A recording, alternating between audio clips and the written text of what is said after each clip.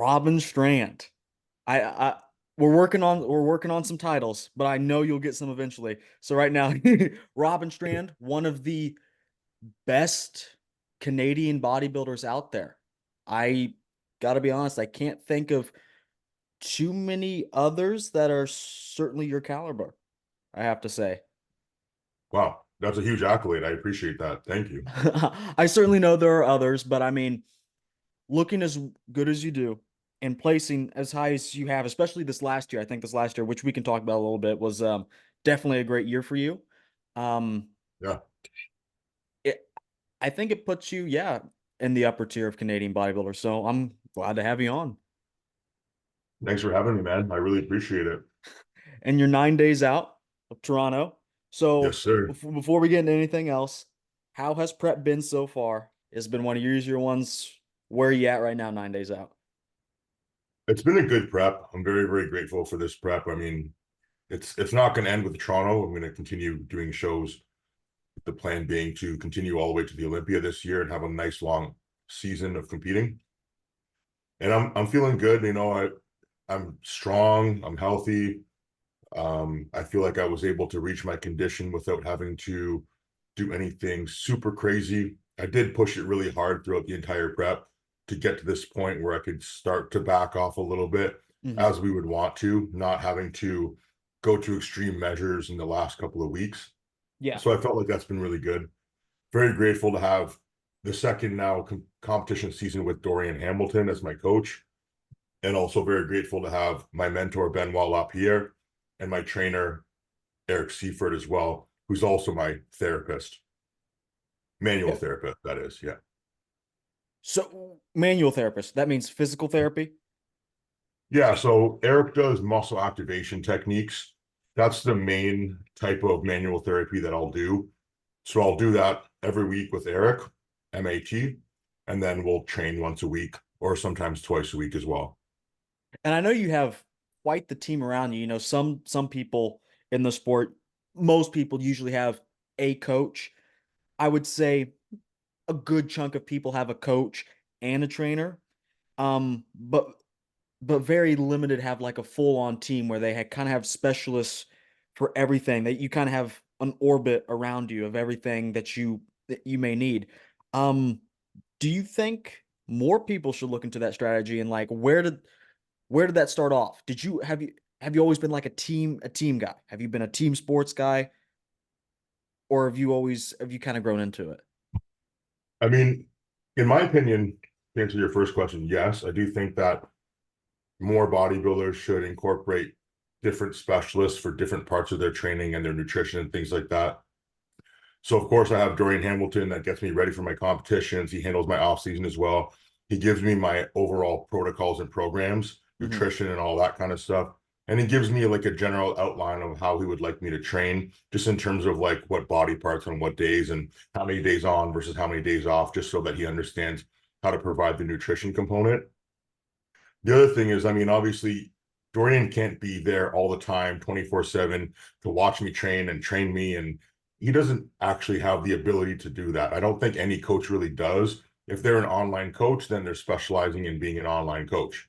Now, I do see Dorian at the gym, but he's a very busy guy. So that's Hmm. why I'll bring on Eric Seifert as well, who's a specialist in, like I said, muscle activation techniques. So he's able to keep my body kind of like almost like a Formula One car. It's like you've kind of had to take those pit stops throughout the season in order to make sure that you're performing at your best. So I'll go on the table, I'll see Eric, he'll fix me up, tune me up, make sure that everything's firing. Then we'll be able to go through kind of more specialized training. For example, one of the judges' critiques from last year was they wanted to see me have more thickness and mass on my back. So we've been doing back workouts every week, me and Eric. I also had my training partner Blake Course join in as well, and it's been a consistent thing that we've done throughout the entire off season. We've done a back workout every week. We've also done a leg workout every week as I wanted to add more mass to my quads, and I feel like it's been paying off because it's the consistency of doing those things that are going to add up over time versus like just having like a one-off training session that you just absolutely get crushed and then aren't able to reproduce that training.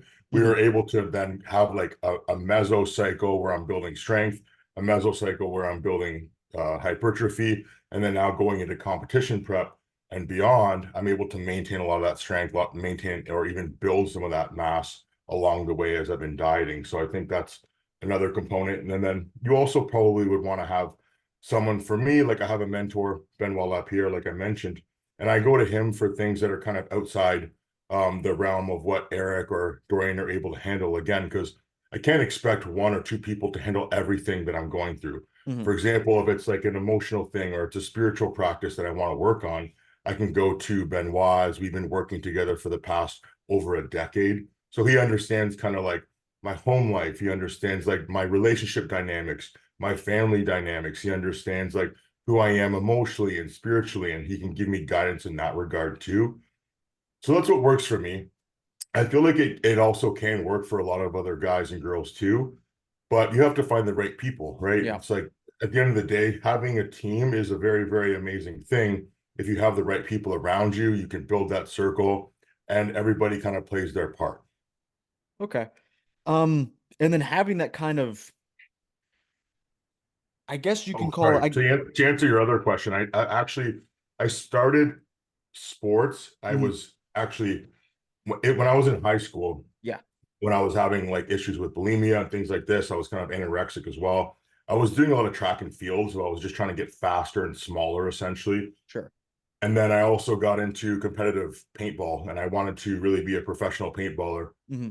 I got to the semi-pro leagues, thought it was like the coolest thing ever. Again, it was kind of focused on being fast and small. So it was kind of that's where I wanted to go, was just that the universe had a different kind of idea for me. Long story short, I ended up getting all of my equipment stolen, a couple thousands of dollars worth of Yeah. equipment, wasn't able to replace it all, decided just to pivot and start working out. And, that's kind of how I got into bodybuilding. And then once I kind of started growing and seeing that I had the potential to build muscle, once I did my first competition, I kind of got bit by that bug, so to speak. And Hmm. then it all kind of took off from there. Okay. Okay. Yeah, I've never heard someone have a semi-professional paintballer background. I mean, is that I certainly know that I see sometimes these videos pop up in my feed of these guys airsoft, paintball, and that looks absolutely fun. So is that like bodybuilding? Do you like is there a league that you kind of have to not test but compete to get into? Like like how does that Yeah, even work? yeah, I mean that's true. It is similar in regards to like how we used to have the levels in Canada for bodybuilding. It was like you would do a regional, then you do a Uh-huh. provincial, then you would do a national, and then you would get your pro card. Yeah. With paintball, it's different in the US and Canada, but in Canada we have like MXL, which is kind of the regional level paintball. Then you would move up to a CXBL, which is the Canadian National XBL League, and then you would get into the NXL, or the professional league from there. Funny enough, too, another pro bodybuilder, open bodybuilder, Aaron Gully, he was Mhm. also playing paintball semi-professionally around the same time that I was. And I remember distinctly seeing this guy, him and his brother, Shannon, and they're both big dudes to begin with. And I Yeah. remember being like, whoa, those are the biggest paintballers I've ever seen in my life. And that's how he stood out. And it's kind of funny. We've never actually played since then, but it would be fun to get back on a field sometime and play, which I do play paintball like occasionally here and there, but Yeah. I don't obviously go as hard as I did. Yeah. I just do it for fun, and I have a gun and I have a setup. So And when you would like compete, I guess if that's not the right term, correct me, but if you mhm. would compete, are you on the same team? And like, do you guys travel around or are you like one on one? Do you guys get assigned to teams? How does that even work? Yeah, so in MXL, if I recall correctly, I believe it's 5 men team, and then once you get into pro, semi-pro, then you play a 7 man team. Okay. And you have to bring your own 7 people or Generally, you would have a team that would have more than 7 guys. Like I believe most pro teams would have like at least like 12 guys on the roster, so that you have like people that you can rotate out, depending on, like, say someone has an injury or someone's maybe not performing that day, or just based on what people's strengths and weaknesses are, you can kind of have that rotation through. But yeah, generally there would be like different players for different positions. So you would have like a front man, generally a mid player, mm, back player, and then you would probably overall have like 3 back, 3 mid, 2 front, and then have some people that would fill in, for example. That's fascinating. Can you like watch this on the internet? Oh, I watch it on YouTube all the time, man, because they have, I mean, one of the best Canadian teams, Edmonton. Edmonton Impact. That's what it is. Edmonton Mhm. Impact is actually one of the best teams worldwide, and they play at the highest level. So I watch them. I'm also a big fan of Dynasty, who's like kind of like one of the most well-known professional paintball teams. Iron Man, another one, and Infamous, another really well-known professional team. But I mean, it's really cool to watch. Like the tournaments are really well done. Like if you watch like a Mhm. streaming of a tournament on YouTube, it's really well done. Like they get like really good angles of the players, and they actually have like commentators like kind of guiding you through it. That even if you were a beginner, not really know what's going on, you could probably get like pretty good entertainment value from it. So I do watch it from time to time because it's still like one of those passions of mine. Yeah, And sure. like I said, I still play a little bit here and there, but just being heavier and being bigger, there's an injury risk. So, once I'm retired from bodybuilding, I'll definitely go back to a semi-regular recreational play, maybe tournaments. We'll see. Sure. No, that's crazy. I've never even heard of such a thing. But no, I'm actually gonna look into that. That sounds even fun to just watch, but I'll have to take a look at that. So getting back into like actual bodybuilding, I do want to like we were talking about before we even started. I was it's gonna make it seem like I brought you on for like free coaching advice, but but literally I'm just like I'm so fascinated with how you train and certain things you say. So this is the type of podcast interview. I'm going to use that term lightly because it's just more of a conversation, this one, because I'm just so intrigued about certain things. And I think I can ask questions that most people, intermediate level or maybe a little bit higher, would want to know about training, diet, of course, gut health, supplements, things like that. So we'll talk a little bit about everything. Um, Love it. so yeah. So Um, I first want to start with training because I gotta be honest. I'll pull it up. I'll pull it up for the viewers here. So when you like I said, I come from, even though I'm only like 21, I come from watching Ronnie videos, Arnold videos, even, Jay Cutler videos. And you gotta admit the form was loose for most of these guys. Doesn't mean it doesn't work, certainly not, but there are different ways to skin a cat, I guess you can say. yeah. I notice a lot of things, but I want you to describe it for me. If you could describe your training philosophy in a sentence and a couple of points in there, what is your training philosophy? I mean, it's hard to say like in one sentence what my training philosophy is, but if I had to, it's just I'm trying to get the best result possible in terms of building muscle, Okay. creating that density within the muscle. I mean, it's a hypertrophy style training Hmm. with a combination of, I guess things that are outside the box, maybe in terms of the realm of, whether it's like strength training, powerlifting, that kind of stuff that I incorporate in. Yeah. But in the end, I try to find a balance that finds, the harmony between traditional bodybuilding training, like athletic training, powerlifting style training, and then just ultimately, just like I said, trying to get the best result possible with different modalities within those. And then going through what I do is I go through different phases of training as well. So, I mean, at the end of the day, if you want to create more muscle, you have to be able to elicit that response Hmm. within that muscle cell. And that's going to come from creating an internal stimulus. And so ultimately, it's going to come down to how that muscle feels while you're training it. Yeah, I think not to describe your training for you, but I think you did quantify it pretty well. The thing I notice is a little more athletic than most bodybuilders, a little more here and there. You take a little from this because it works, you take a little from here because it works, and you're not really thinking, well, I got to train heavy because that's what somebody said, 20 years ago. I'm not doing free weights only because someone said so. I'm doing my only goal is hypertrophy and the maximum out of that. So I'm picking whatever I need to get to that. And that's what kind of leads to uh, the overall uniqueness, I guess you can say, of your training. You think that's fair to say? You kind of pick from different areas. I definitely, yeah, definitely. I mean, yeah, you hit the nail on the head with that one. Like for example, with this workout here, Like I didn't show all the heaviest sets just because we were filming with the Laura, but that video will be out on YouTube. But I mean, yeah, I mean, there's also things that I didn't put here in this video, but we did Mhm, like isometrics to warm up. We did like, traditional, pyramid style T-bar rows where we go to a heavy set.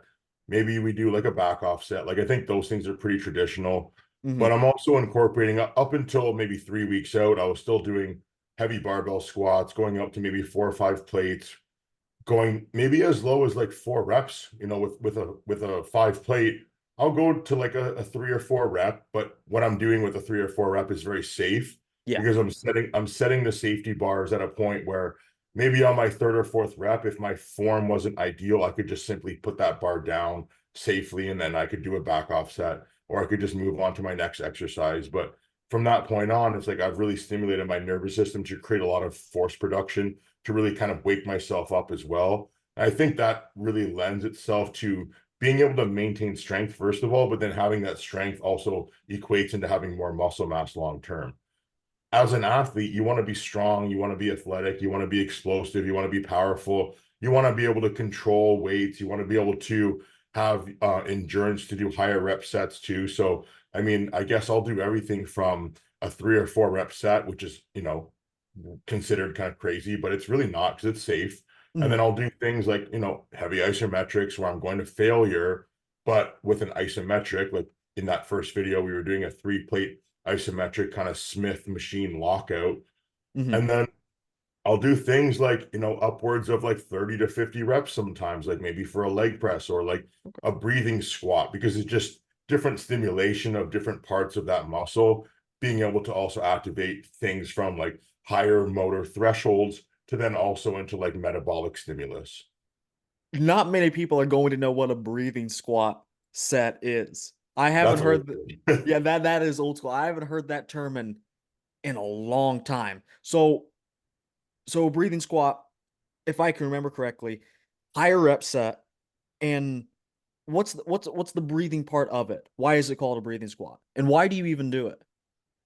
I would just call it a breathing squat because it's something that you're going to do with a sub-maximal weight for Yeah. maybe, I would say 20 reps or more. Something that's going to be extremely demanding where you're going to actually have to use your cardiovascular system to get through that set.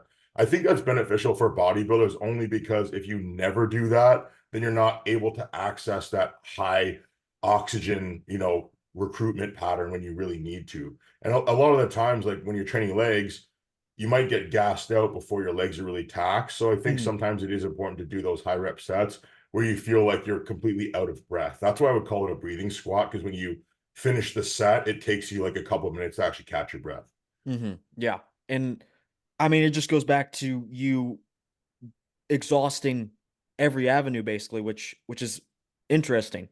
Um so another thing is I always look at training like I always look at it as a couple of pillars of training. You have your volume, your intensity, and your frequency. And usually those are the main three.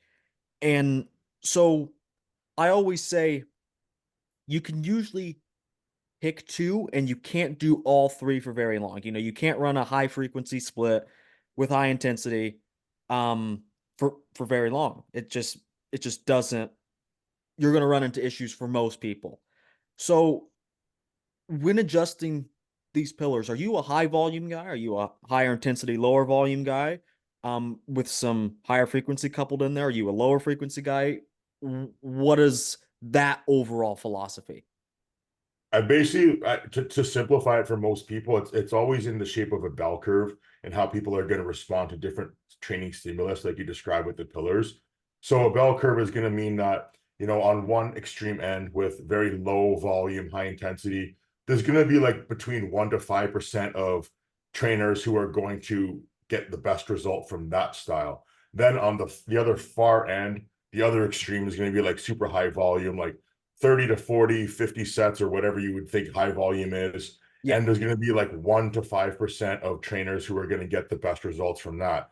And then the other 80 to 90% are going to fall somewhere in the middle. And I feel like that's where you have to figure it out for yourself. So the yeah, old Mike Menser ideology of like, we're trying to do like one set per week is it's actually not what he was trying to achieve. He was just trying to figure out like, well, let's test the extreme end of low volume and then let's test the extreme end of high volume and kind of figure out what works the optimal, what works best optimally for that individual. And Yeah. like I said, it's probably going to be somewhere in the middle for most people. And I truly believe that's where you have to actually make that decision for yourself by assessing your training and assessing your progress honestly.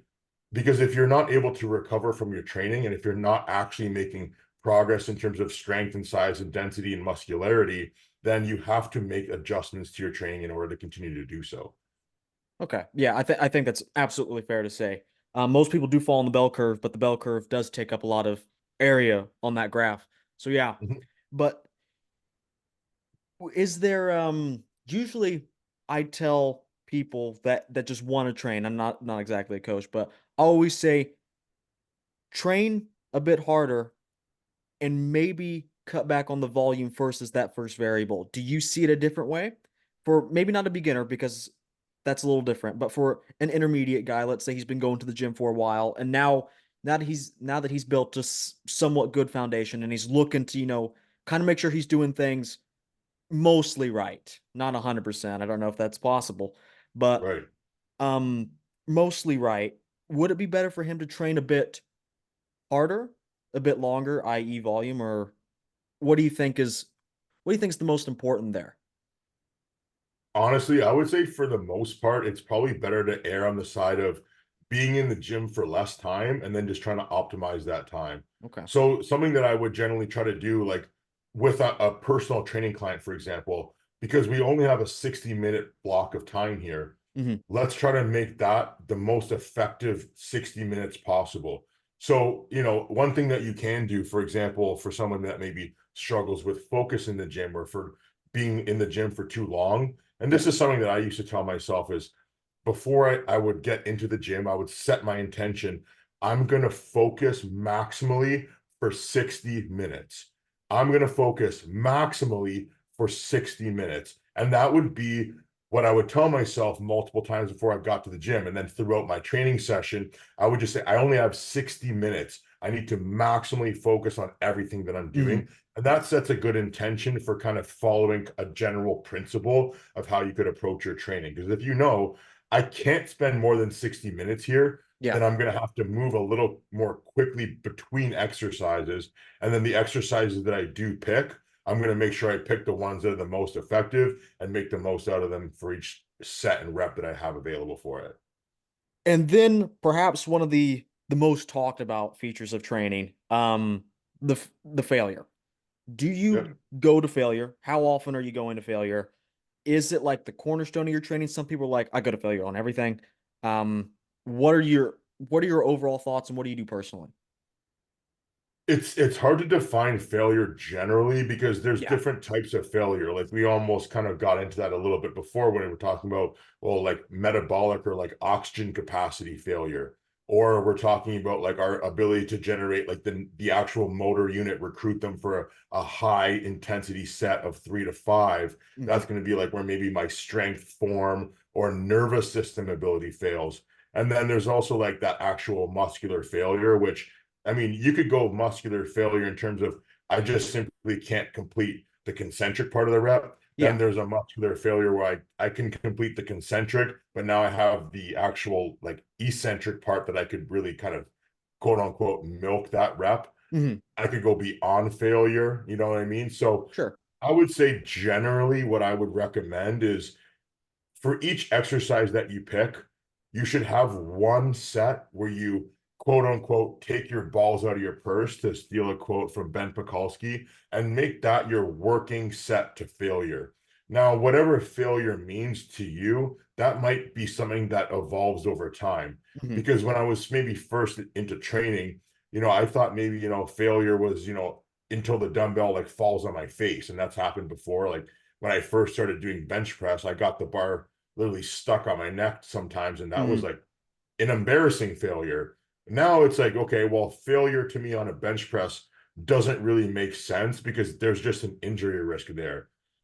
For example, then like using like the barbell squat, like if I want to actually go to failure on a barbell squat, I need to have either a spotter Yeah. giving me that guidance so when I do reach form failure, they can help me complete that last rep, for example, or I set the safety bars in some way so that when I do actually reach that failure point, I can complete the rep, and then knowing I can't complete another rep, I can just simply lower it with maximum control, put it down, and that's failure.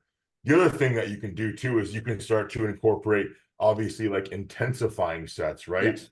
Yeah. So you can actually find ways to go beyond failure. So if I lifted a weight until I could not complete another rep with that weight, then I can immediately either have someone help me to get more reps with force negatives, or I can do a drop set to continue getting more reps.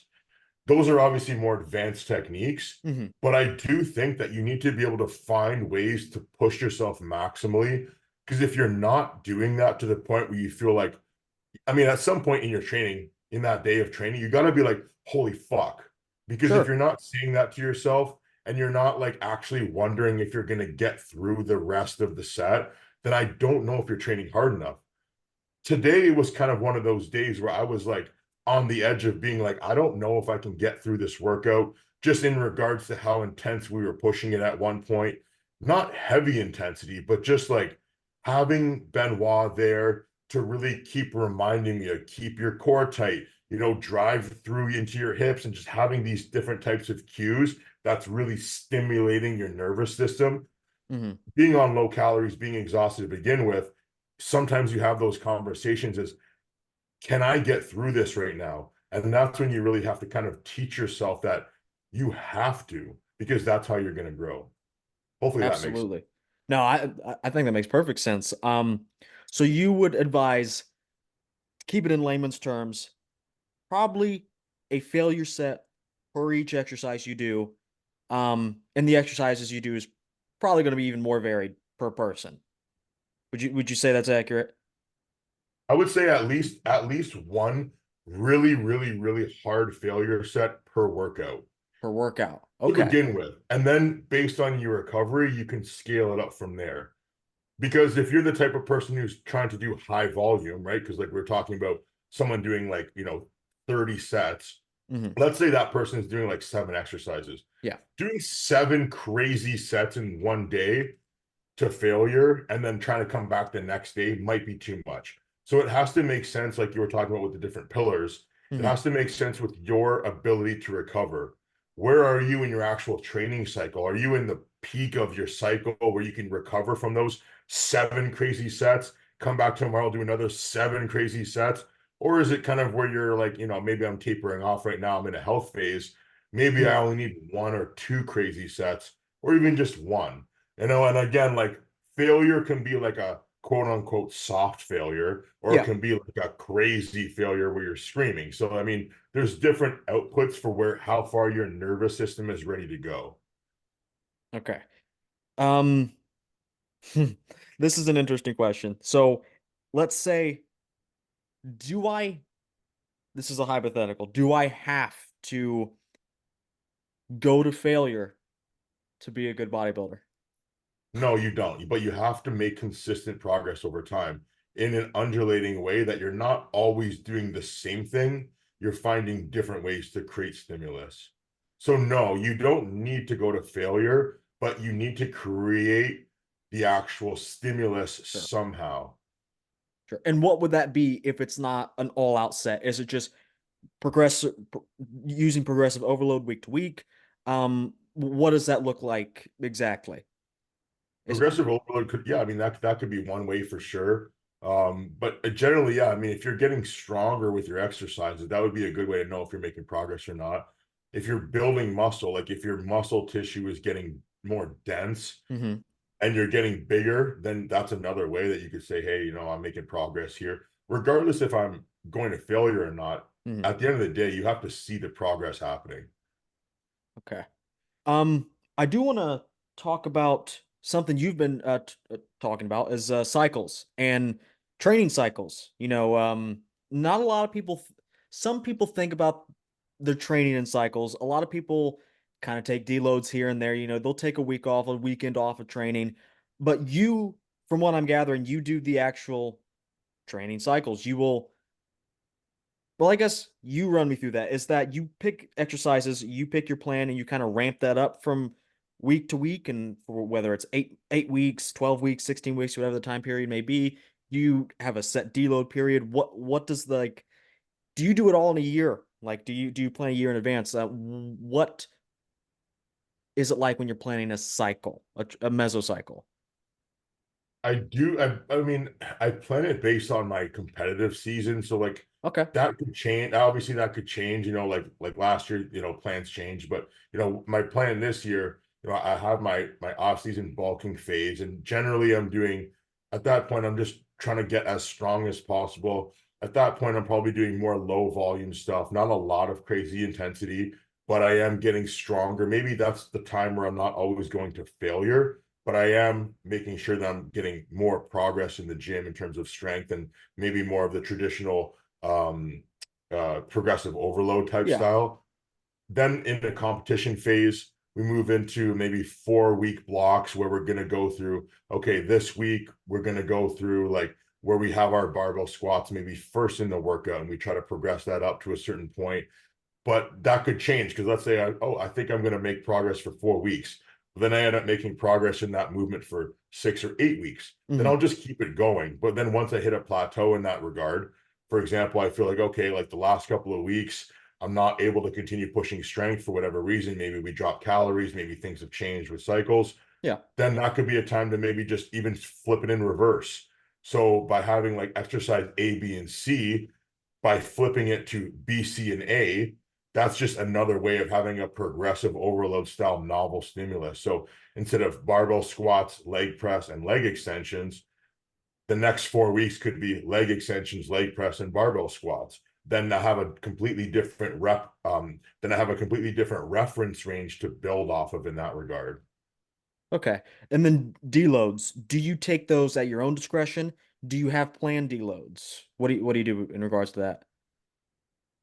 I don't really think that I need to do like necessarily like a traditional deload because I'm always trying to stimulate muscle growth. Yeah. I'm just finding different ways to do that. So in terms of like, do I take time off from the gym?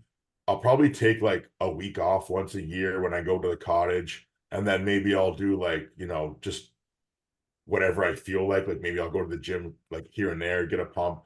But I just will focus on taking it like a week off once a year. But for the rest of the year, I'm trying to always find ways to progress. So like I said, maybe there's like an 8 week period where I'm making really good progress and all of a sudden I hit a plateau.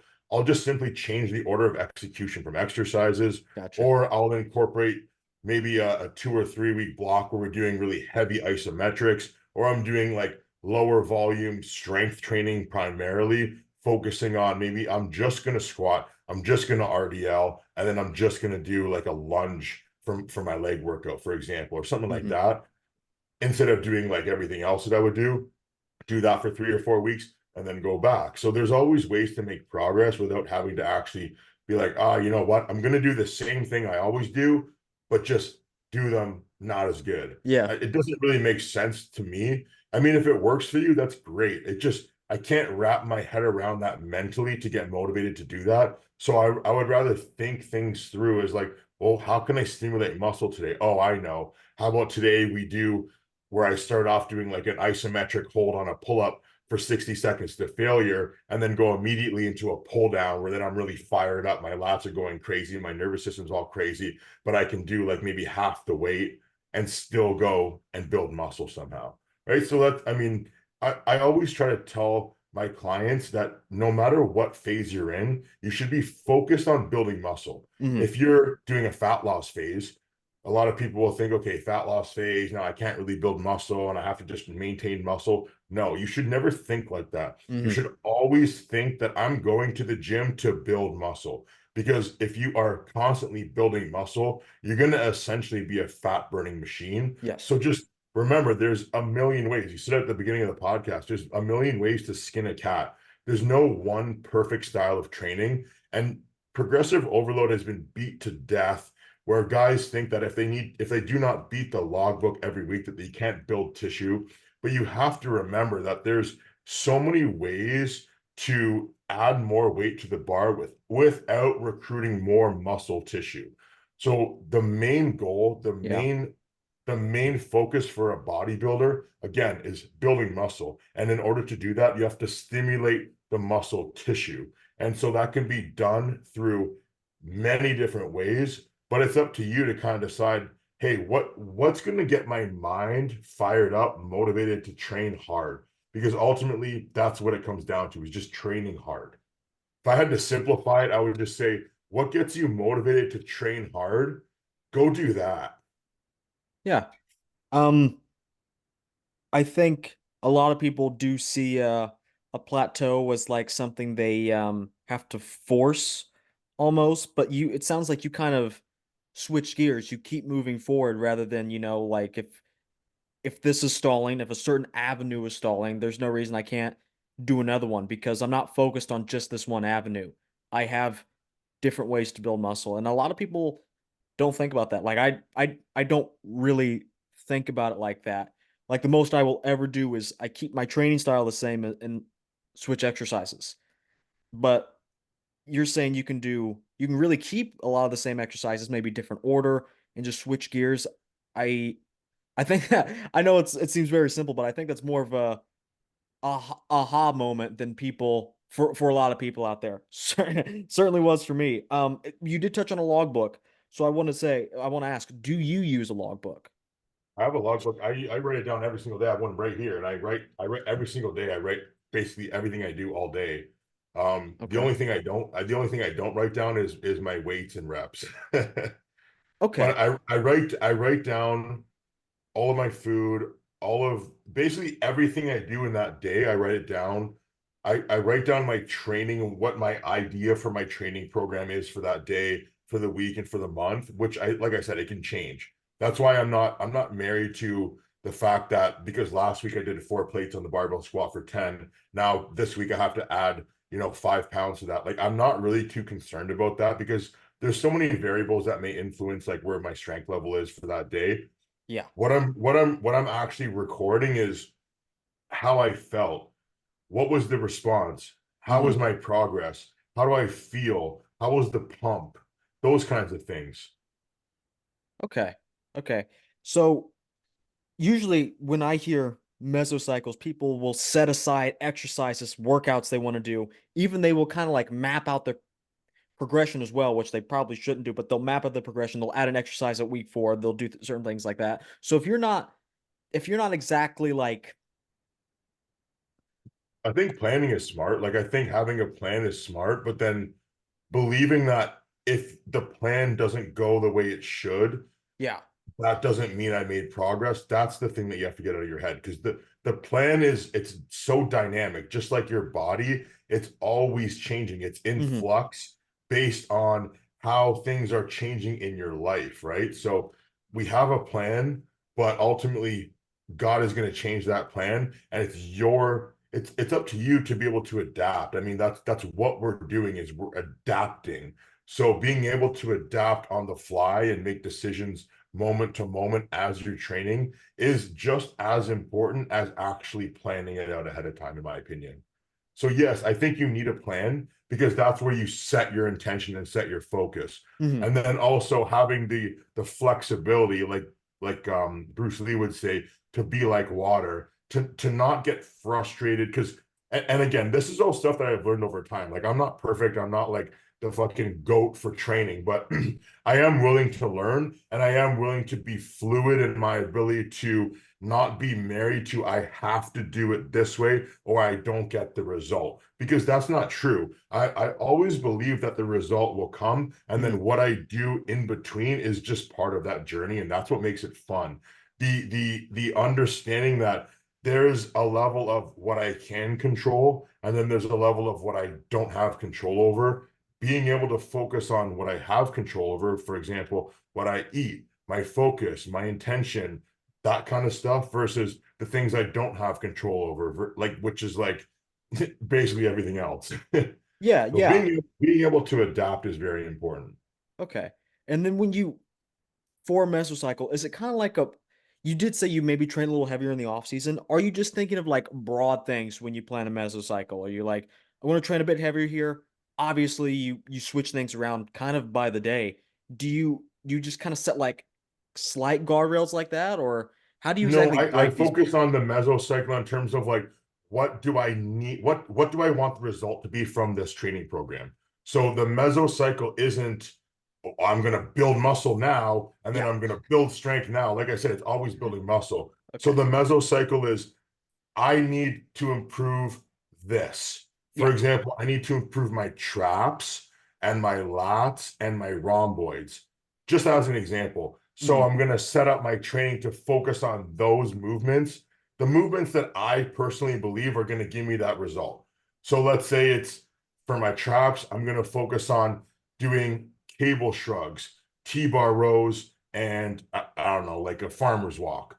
And Yeah. then that can be like one part. And then for my lats, maybe it's going to be a pull up, a pull over, and then maybe like a dumbbell row. Like it's just I'm gonna pick the exercises that I believe within me give me the result that I'm looking for based on what I think I need improvement on or the judges' feedback where they tell me what I need to improve for the actual bodybuilding purpose itself.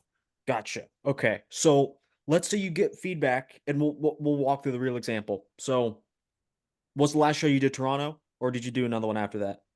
Toronto was the last show I did. Okay. And the feedback from there was, I guess we can stick on the subject of your back. The judges wanted Yeah, more thickness on the back, correct? right. Okay. When you sit down to plan a split, do you, I guess I should start, do you even plan a split at all? Do you walk into the gym and say, well, I'm going to train this today. I feel like training this today. Is that fluid as well, or do you still have a split you adhere to? I always have a split that I'll adhere to just so I know these are the days that I'm resting. These are the days that I'm training. Okay. These are the days that I'm training, back, chest, legs, whatever. Gotcha. So let's say you've done your health phase, whatever, you're ready to start not just you're still obviously haven't stopped growing muscle, but now you're taking the governor off, so to speak. You're ready to really start an off season, a really good productive phase. So what is what is the design behind the split?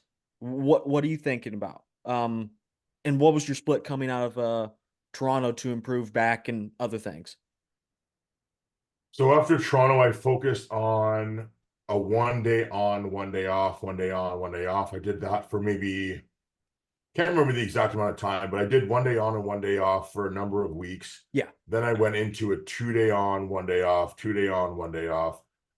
And then I went into more of a push pull legs off, push pull legs off. And then I went into more of a traditional bro split. And then Hmm. from the bro split, I split off into where I would then do a hamstring day, a quad day. On the hamstring day, I would do some back with my back, and then I would have a back workout on its own with triceps. I would have a chest workout with biceps, and then I would have a shoulder day with biceps. So essentially, that's kind of like how I went through my year. And then that's kind of what led me to where I am now, where I'm doing that one that I just described, where it's going to be Sunday is chest, front delts, and biceps. Monday is back and triceps. And then Tuesday would be hamstrings, calves.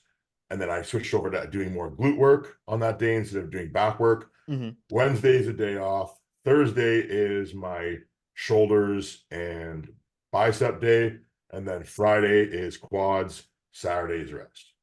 That's what I've been doing for the last 3 or 4 weeks. Okay.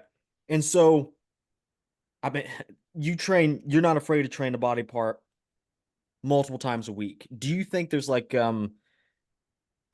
what is your approach to like just training something weak in general? Some people immediately would say, don't change anything, go back and fix your movements and see how you can do them better. Some people immediately say, increase your frequency. What is your response to you have to improve a weaker body part? Well, I think the most important thing is that you're able to actually recruit the muscle that you're Yeah. trying to improve. So, for example, let's say lats, for example, like if I pick like barbell rows, if I just pick, random exercise, like, oh, barbell row is a mass builder. Yeah. T-bar row is a mass builder. Machine row, like well, maybe I'll get some lat development, but also maybe I'm missing out on movements that I'm not doing that I'm weak in. Like for example, doing, I don't know, like a decline pullover where I'm really gonna really focus on protraction, Mhm. getting different stimulus through mobility of my shoulders. Maybe that's why I'm not activating my lats fully. So I think first and foremost, if you want to improve your a weak body part, you're gonna have to figure out why it's weak. And there's a reason. There's definitely a reason why it's weak. So for the case of let's say hamstrings, for example. Well, if you're always doing squatting movements and you're always doing lots of exercises that you're getting a lot of quad or glute development from, then you're gonna have to pick some other exercises where you're getting more focused hamstring work.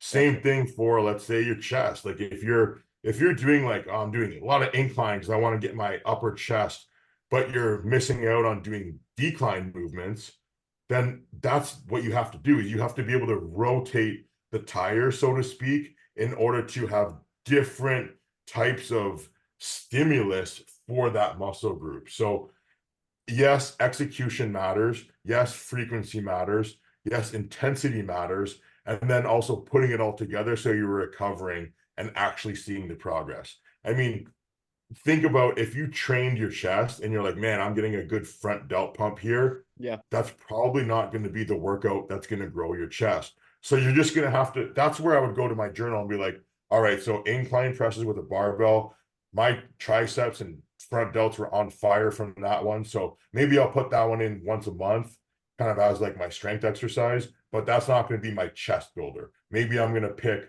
a decline machine press because I feel like I get no front delt. I just get pure chest on that one. And oh, boom, that's going to be like the one that I really focus on, kind of a thing. Okay. Okay. Um, I understand that. So I think a lot of these problems are, how would you, I guess, let's say you can get a good mind muscle connection in certain things and you feel like you can recruit a lot of these fibers and a lot of just the total muscle there in a given body part. Let's say, do you genetic deficiency? How do you feel about that? What are some certain ways to overcome a quote unquote genetic deficiency? Well, you can't. Like for the example of like having like short peaky biceps, like no matter what you do, you're not going to be able to make that insertion change. But what you can do is you can make that muscle bigger overall. Yeah. That's all you can do. So if you're genetically disposed to not having good sweeps on your quads, you're just going to have bigger legs in general in order to make up for that. That's pretty much all you can do. You can just build bigger muscles. Yeah. Yeah. Um, using like maybe like a good example would be to talk about someone who's like really top heavy and they need to bring up their legs, but they're doing like a traditional bro split. So this might make sense where it's like if I'm training my upper body, I'm doing chest, right? Mhm. Back, then I'm doing maybe legs, take a day off. Then I'm doing shoulders, arms, take a day off, do that again. So Yeah. my legs have been stimulated once. My upper body, like my arms have been stimulated like 3, 4 times that week. My shoulders, 3, 4 times that week. So what I would say in that case is, well, then have 2 leg days and then have 2 upper body days. So you can do upper and lower, take a day off, and then do upper and lower, take 2 days off, and then do it again. Now, guys are going to be like, "What the fuck? My upper body's going to get small." It's like, but it's you have to remember that for bodybuilding purposes, you're being judged on symmetry. So if Mhm. that was what was holding you back from placing better, then sorry, but you're going to have to make a change to your training. I Mhm. know it kind of sucks, but it's only going to be for a temporary period of time. The other alternative is you just keep doing what you're doing and then you become a bigger version of the same thing. So that's what I would say is, let's say I have crazy legs, but I need to increase my upper body mass. Okay. Okay, well, maybe I'll just train my legs every other week. Like I know Jason Hunt did that. Jason Hunt had, oh, you know what? I got the biggest legs ever, but I need my upper body to catch up. Okay, so I'll train my upper body 4 times this week and legs 0. Next week, I'll train my legs once and train my upper body 2 or 3 times, Yeah. for example, right? So just the opposite. Again, if you need bigger legs, you're going to have to spend that energy reserve, and your recovery has to go towards your legs. So if I have one crazy leg workout on Monday, and then Tuesday, Wednesday, Thursday, Friday, I'm just hammering my upper body, when does my legs, when do I get the opportunity to actually recover my legs to grow? Hmm. So another thing you could do is you could train your legs, you could split them up. Like, look at wellness athletes. They train their legs. My wife, for example, she trains her legs 3 times a week. She trains her upper body 0 times a week. Yeah. Sometimes I'll be like, oh, because I'm coaching her, and I'll say, okay, well, now I feel like your shoulders are a little bit small. Let's do an upper body workout once a week for the next couple of weeks. Then her upper body catches up. Yeah. She trains her legs in a little bit less frequency just to let things catch up. Not to mention, when you give your body a break like that, it'll also respond. So there's so many ways to do it, but ultimately, where your energy goes, where your recovery goes, is what's going to be stimulated to grow. So if you need bigger legs, you have to take some of that recovery energy capacity off of your body by reducing your upper body training, putting it more into your leg training, and then your body can balance itself out, because it's not going to just balance out randomly. Gotcha. I'm just realizing talking to you, so many of bodybuilding problems could really be solved, the training wise, unmarrying yourself, divorcing yourself from the dogma of a certain thing. Like I'm realizing, I mean, I say this humbly, but you have an answer for everything because your tool bag is quite large. It's not like a lot of people, like we were talking about breaking a plateau, they see it as a black and white thing. I either need to force it or back off, and those are their only two options. A lot of people are like, well, if I have a weak body part, they don't go back to the drawing board in any regard. They just do what they're doing multiple times over. I'm just realizing, like, spreading yourself out and really, like I said, just expanding your tool bag just really gives you all those tools to work with. So I guess my next question, how did you get to this point? Did you like start with the bro split? Did you just like start picking things up? I know you train a lot of clients. Did that have anything to do with it? How how did your training progress from where it started to now and learning all these different techniques and utilizing them effectively, clearly? When I first started training, what I did made no sense. I, I would train in the morning. I would wake up in the morning, and I had a squat rack in my room, and I would wake Okay. up and I would squat, and then I would generally, what I would do, for some reason, I don't know why, I was just obsessed with lifting weights, I guess, at the time. I really wanted to get bigger and stronger. I Yeah. would just repeat the same workout. I would repeat the same workout twice a day. So let's say like it was a Monday, and I had the Arnold Encyclopedia bodybuilding, so that's kind of where I got the idea of training twice a day. Yeah. But I also had a training partner who, he wasn't in school. He dropped out of high school, but we worked at the same restaurant. So I would wake up before high school and I would do my workout essentially, because I wanted to make sure I got that workout done. And then he would meet me after school. He would come over to my house, and then I would do the same workout again with him. So Hmm. we would do that. Like we do like push pull legs, take a day off, push pull legs. So essentially I would do legs in the morning, legs at night. And then I would do, like back in the morning, back at night, and then push in the morning, push at night, take a day off and do it again. Yeah. I did that because I got results, newbie gains. Yeah. I got results until I didn't. Then I started, all of a sudden, my body started, like, I remember I was like in my room warming up with like 135 deadlift, and I got like a weird back tweak. And I just like tweaked out, and like I couldn't lift for a few days. And I'm like, huh, okay, well, I guess I'm gonna have to change what I'm doing because it stopped Yeah. working. And it's just always been like that. So over the period of time, like when I first did my first competition prep, right away I hired a trainer. I was like, okay, Hmm. well, I need to take my training to the next level. So I found the biggest guy at Good Life at the time, Vincent Walters, who was my first competition prep coach. He helped me win 3 shows naturally. And I said, hey, listen, man, like, what's it going to take for me to work with you for the next, 6 months? And he's like, okay, well, here's the contract right here. It's going to be $8,000. And I'm like, all right, cool. Well, I don't have any money, but I'll sign it right now, and then I'll go get an extra job, I guess. and I had to borrow money from my parents and I had to work, obviously, just, but that's what I wanted to do. I was Sure. like, in order to get to where I want to go, I need more guidance and I need to learn faster, because if I'm trying to guess everything and get there on my own, it's not going to happen. And Hmm. I've continued that mentality. I've worked with numerous coaches. I have a list of coaches that I've worked with, which is over 15 different coaches long. I've also worked with different trainers across the world. I flew out to UK to train with Nathan Harmon. I trained with Ben Pekulski. I've done his muscle camps.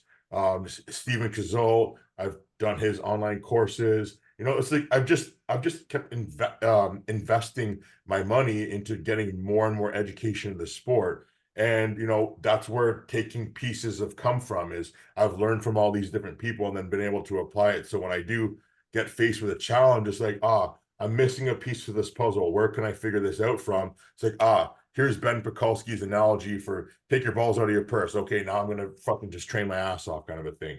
And I think that's where the value is just understanding, like you said, like you can't get married to one way. Hmm. This guy has his way. This guy has his way. I have my way. You have your way. But the only thing that matters is what works for you. Yeah. And the only way to figure that out is you got to do everything that doesn't work first. And then you, oh, Sure. okay, well, scratch that off the list. Maybe there'll be a time in the future where I'll revisit this, but for right now, it's not working. Put it back in the tool belt. Maybe come back to that later. Share that with other people. You know what I mean? So we all learn from each other. And I think that's kind of what bodybuilding is all about. It's really fun when you learn and you can be able to, like I said, be fluid with things, as opposed to there was a period of time where I was obsessed about like, oh, I have to add weight to the logbook here. Yeah. And then, you know, that it just ran me into the ground mentally, or I stopped having fun with it for a while. Now I feel like I'm having fucking time of my life because I get to train with, you know, people that I love. You know, Yeah. I get to have fun and experience new challenges almost every day of my life, which is really, really fucking cool. I'm sure. No, that sounds exciting. So, the next question I'm going to ask you is, how did you get over it? A lot of people, they're chained to their logbook and they think that it's the only way to grow. Is it like just realizing that there are multiple ways to do things and you can pick and choose all of them? Like you said, you were sticking to the logbook for a while. Like, how did you get over it? It wasn't working for me, man. You know, Yeah. there was a period of time where I was trying to get my bench press over 4 plates, for example, and I was like hiring like a powerlifting coach, and I was doing everything I could do, and I would just end up with like elbow tendonitis and like my chest wasn't growing, and I was just like, what am I doing here? Because I'm Hmm. just beating my head against the wall and not getting results. And then I would, you know, diet down for a competition and my chest would be the same size. And I'd be like, well, that doesn't make sense because my bench press is 400 pounds. Why is my chest not my best body part here? I did the same thing with the squats. I did the same thing with the deadlifts. I got my Hmm. deadlift to over 6 plates for 10 reps, and I still didn't have the best developed back. What I Yeah. did have was I had some really crazy glutes, but I just had to, you know, I guess go through it all to realize, like, hey, man, like, you know what? Stimulating muscle is different than just lifting weights, Sure. ultimately, I guess. Okay. I mean, it's just like because I'm glad I had you on because I am one of those logbook guys. I don't document every set, but document the heavy working sets, and I track the weight and the reps, and I keep the form as close as I can week to week, so it's not a shot in the dark. You Um, know what, man? Like, and you should do that. Like, honestly, like, I don't want to like poo-poo like the logbook. Like, I think yeah. having an idea of like you need to know how strong you are. Like, for example, with me, like we have like a certain weight stack at the gym at Pure Muscle. So I know that if I'm gonna do tricep extensions, I can do the whole stack, no problem. Hmm. But what I do in my mind is I chunk myself there more quickly than I did in the past. So instead of being like, okay, I'm going to do 10, 20, 30, 40, 50, 60, blah, blah, all the way to like 150 or whatever it is. Yeah. I'll be like, okay, I know I can get there. So I'm going to go 50, 100, 150. Let's go, kind of a thing. You know what I mean? Sure. Like, let me get there. Right. And because you should always know what's my limit of strength. For example, another example, like I was saying, my limit of strength in the past couple of weeks on the barbell squat was 4 plates. When I was doing the 4 plates, at some point I was like, okay, I don't think that I can add more weight to this 4 plate safely. What I'm Mhm. going to do now is I'm going to try to go heavier. I'm going to add 25s on each side and just do a negative. Yeah. Then I'm going to put it down and then I'm going to do 3 plates and rep it out for 15 to 20. That's a completely different stimulus. I know for sure that 4.5 plates would be too heavy for me to lift for reps, but I know for sure that I can lower it down and then I can do that back offset and get a better result than if Mhm. I just worked up to a back offset into the deload week. If that kind of makes sense. Gotcha. Like my logbook is kind of it's here, it's in my mind as well. But because I train at the same place every day, like I know what my limit is for strength. I Sure. know where I am also in my training cycle. So like here, like on this in the shoulder workout, the heaviest we've done on the shoulder press for the contest prep was 3 plates for 12 reps on the Smith machine. Mhm. So the next time I go into that Smith machine, I know that's my limit. So yeah, I mean, I could do 3 plates and try to crank out 15, Mhm. or I could add 25s on each side, knowing that's way above my limit. I could do 3 reps with that. Then I can do 2.5 and do a set of 15. There's different ways to get stronger, right? Because in my mind, I don't really want to just add 2.5s because I can just easily change just 1 inch of the range, or I can Yes. just take off 1 second here and there, and then Mhm. that just becomes nothing anymore. What I would rather do is I would rather put something way heavier on, like 25s, and then my body is like, holy fuck, this is new. And in my opinion, that's where you get those strength gains. Even if it's like, oh shit, like that was so heavy, I thought I was gonna tear something. But you don't, because you don't push those sets to failure. You just lift it and then you put it down. Now you've lifted more than you have before. Then you can do your back off set with the ability to recruit more of those high motor units than you were able to previously. That's kind of my mindset on like getting stronger. Because powerlifters do that too. Like Yes. I know a really good natural power lifter, and he comes over. His name is the Athletic Buffalo, Matt Aubin. He works on me as well, and he does acupuncture. And we discuss these things all the time. So what he'll do in his training, he'll train. Let's say he's working up to a 5 plate or a 6 plate squat. Like he'll do that for 1 week, do a 5 plate or 6 plate squat, whatever his max is. The next week he's going to do like 3 or 4 plates, but do more of a speed rep. And then you're always undulating that instead of okay, 4 plates this week, next week, 405, week after that, 410, week after that, 415. Like it's not really going to happen like that because your body will just find ways to make it easier Yeah. versus your goal is to try to find ways to make things harder. So by throwing 50 pounds on the bar, you're going to have to really overcome not only mentally but also physically the demand. Yeah. And then it's almost like you get a break afterwards because you're like, hey, I did that. I'm fucking strong today. Yeah, hell yeah. And then you can actually lower the weight. And okay, now let me really focus on feeling my muscles and squeezing my muscles. And in that way, you kind of get the best of both worlds. And I think it's kind of fun too. No, I had this I used to go to a small gym and there was this power lifter there, and sometimes he would do, he would do 405 or four, maybe work up to 5 plates for a handful of reps, but he would do sometimes 700-pound walkouts. And to me, that just kind of clicked. I was like, you know what? That does make a lot of sense from just even a mental aspect. That's the only I only thought about it from that because you're just walking it out. You're not Exactly. having really that muscle activation at all. You're not even doing that rep. So, but it always made sense to me, like walking up to any exercise and it's a new weight, it's intimidating. Like you said, you think the limits you have not pushed yet, and that makes a lot of sense actually. And I think that's interesting. The whole technique that you do, where you go really heavy and do, not to failure or anything, but something you can manage, but just really pushing those limits and then backing off. I think That's a very underrated technique that I've seen rarely used at all. That that I'm certainly gonna have to try. That's that's and you say you get Everybody, stronger because off of that. everybody gets obsessed with like, oh, the little incremental progressions. It's like, Yes. yes, incremental is good, incremental is great, but how about like let's just try something really fucking hard today? Yeah, that's you see people buy half pound plates, pound plates.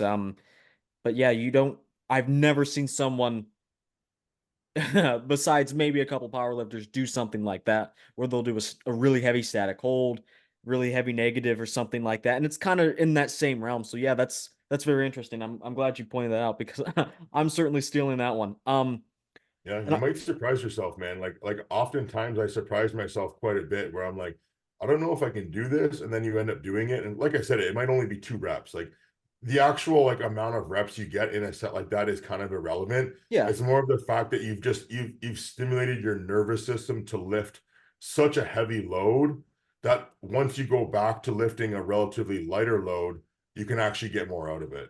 sure, absolutely. I actually feel that even within weights that are pretty similar. Like when I do a heavy set, it's almost like I feel like after I'm done, I'm like I think I did that just to do it because I could.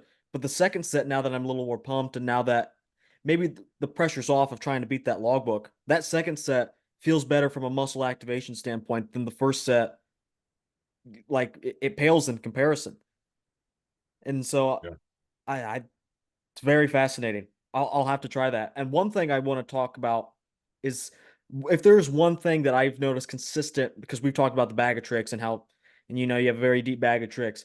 The thing that is very consistent for you is the form. I've never seen you break the form down. So was that something? I mean, you have trainers around you and whatnot. A lot of people, like I said, I don't know if you watched the podcast. I saw you commented on my last podcast, and I think I said something like, "Oh, this guy." When I first saw him, I was like, "This guy trains like a pussy. Who is this guy?" But I knew what you were doing. It's just like you don't see people train this intentionally ever. I never see someone train this intentionally consistently. And talk about that. Why do you train that well, I guess? Well, I mean, honestly, it's just where I've ended up in terms of my progression because I've gone through multiple injuries Sure. when I didn't train like this, tearing hamstrings, tearing fucking biceps, tearing fucking whatever, getting back tweaks. Like, there's just so many injuries that at the end of the day, if you want to make progress, you have to be in the gym. Yep. So if I can train 365 days a year, just as an example, Hmm. or I could train 100 days and then I have to take like 3 months off because I've hurt myself. Yeah. I'm going to make more progress doing it this way. That's really the bottom line. I mean, I don't really have any other way to explain it besides just that's what works for me, man. Like Yeah. Yeah. there's finally a time where I can say that. It's like it seems to work. It I allows me to recover. It allows me to make progress. I don't think that, everybody needs to have the same form on everything because everybody's built differently. yeah. And then again, like there's times where it's more explosive, there's times where it's more controlled, and then there's everything in between. But ultimately, I need to be able to be in the gym in order to build muscle. And Gotcha. so I'm going to keep showing up and giving my best effort. I'm going to lift the heaviest I can for that day. Hmm. And I'm going to try to go to failure as often as I can without overtraining. I mean, I don't know what else you could possibly do in terms of bodybuilding Yep. progress, right? It's like Exactly. that's what makes it fun is being able to show up in the gym day after day and give it 100% because it doesn't feel good to be able to have to go into the gym and be like my knees hurt, my elbows hurt, I don't know if I can train today. It's not a good feeling and I was stuck there for years. Sure. So it is honestly like it's the influence of the people around me like you mentioned, and then it's also me just kind of figuring out, hey, how can I keep doing this? Because I don't want to stop doing this.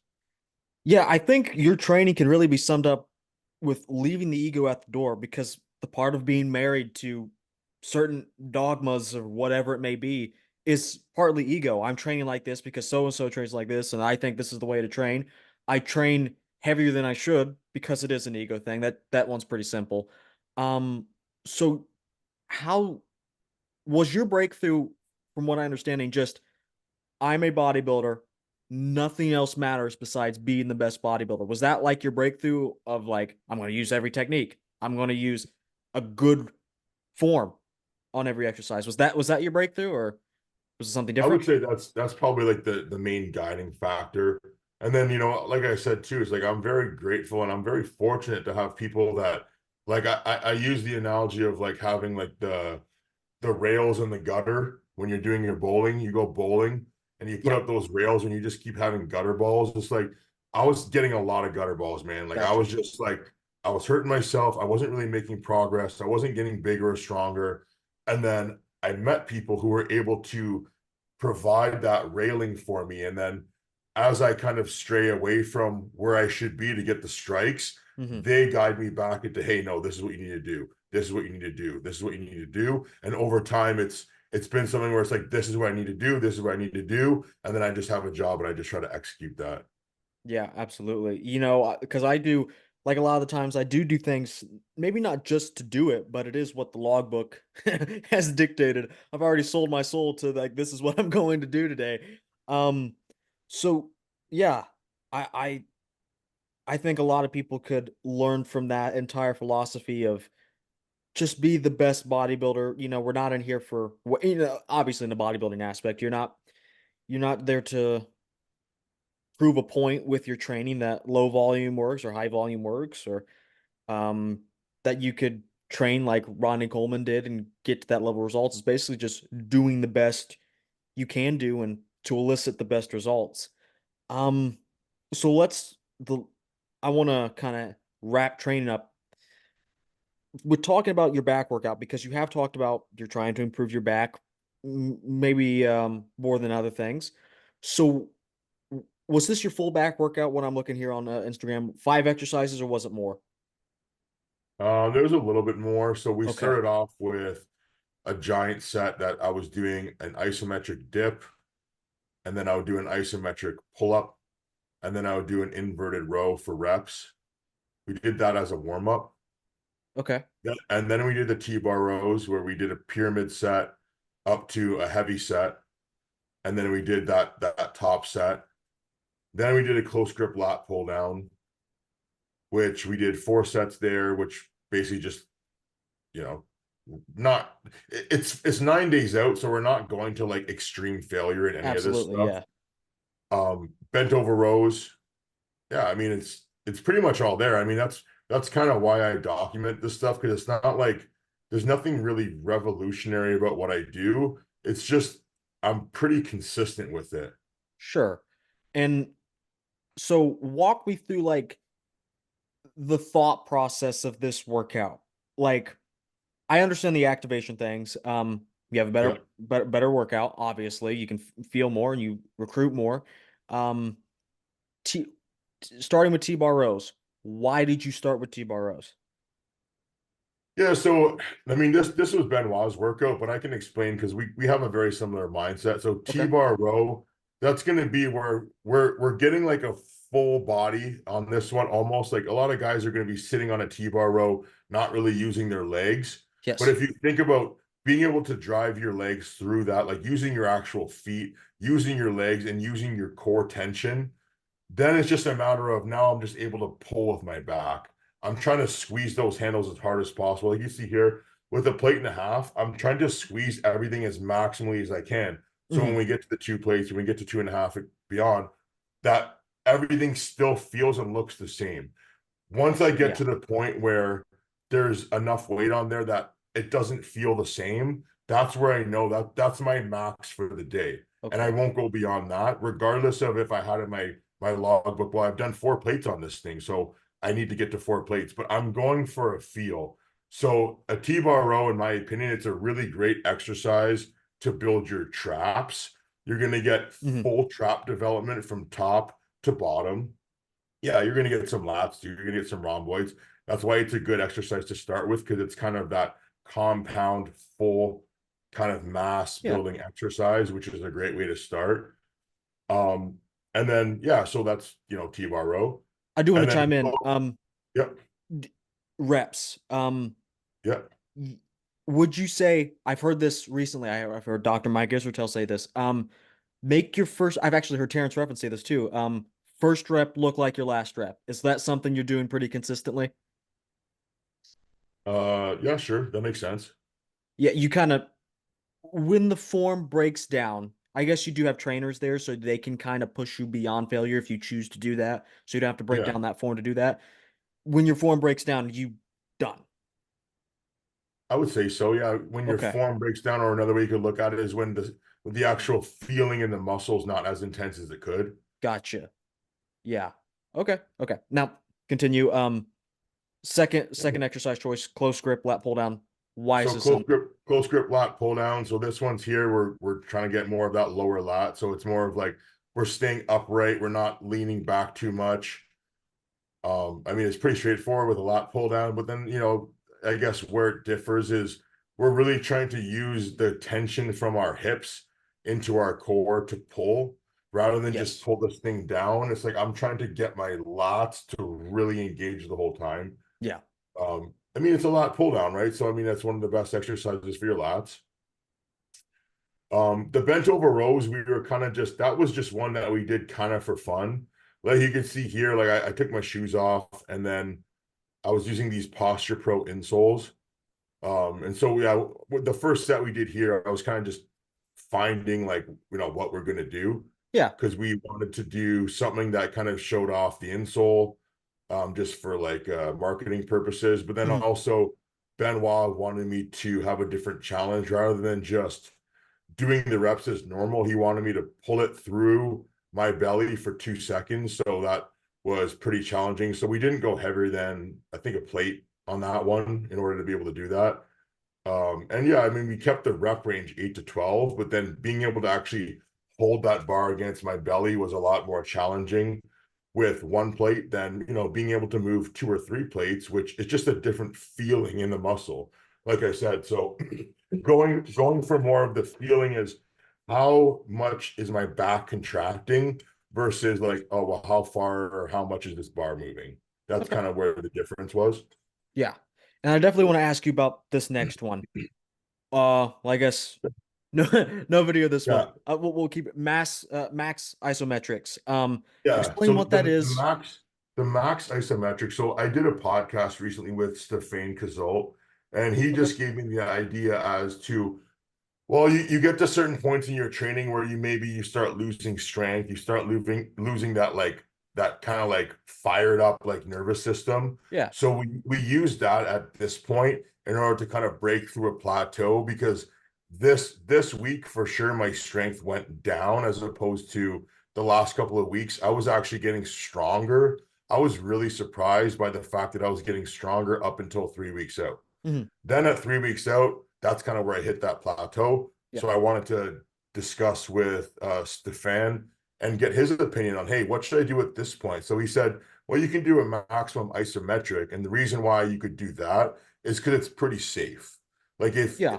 if you're just locking out a barbell and just holding it relatively to failure with the maximum weight, that even more weight than you would use for a set, you can get more recruitment from those deep and heavy motor unit threshold patterns. So Hmm. we were able to just get a essentially like an overload from the nervous system to Yeah. then apply that forward throughout the rest of the workout.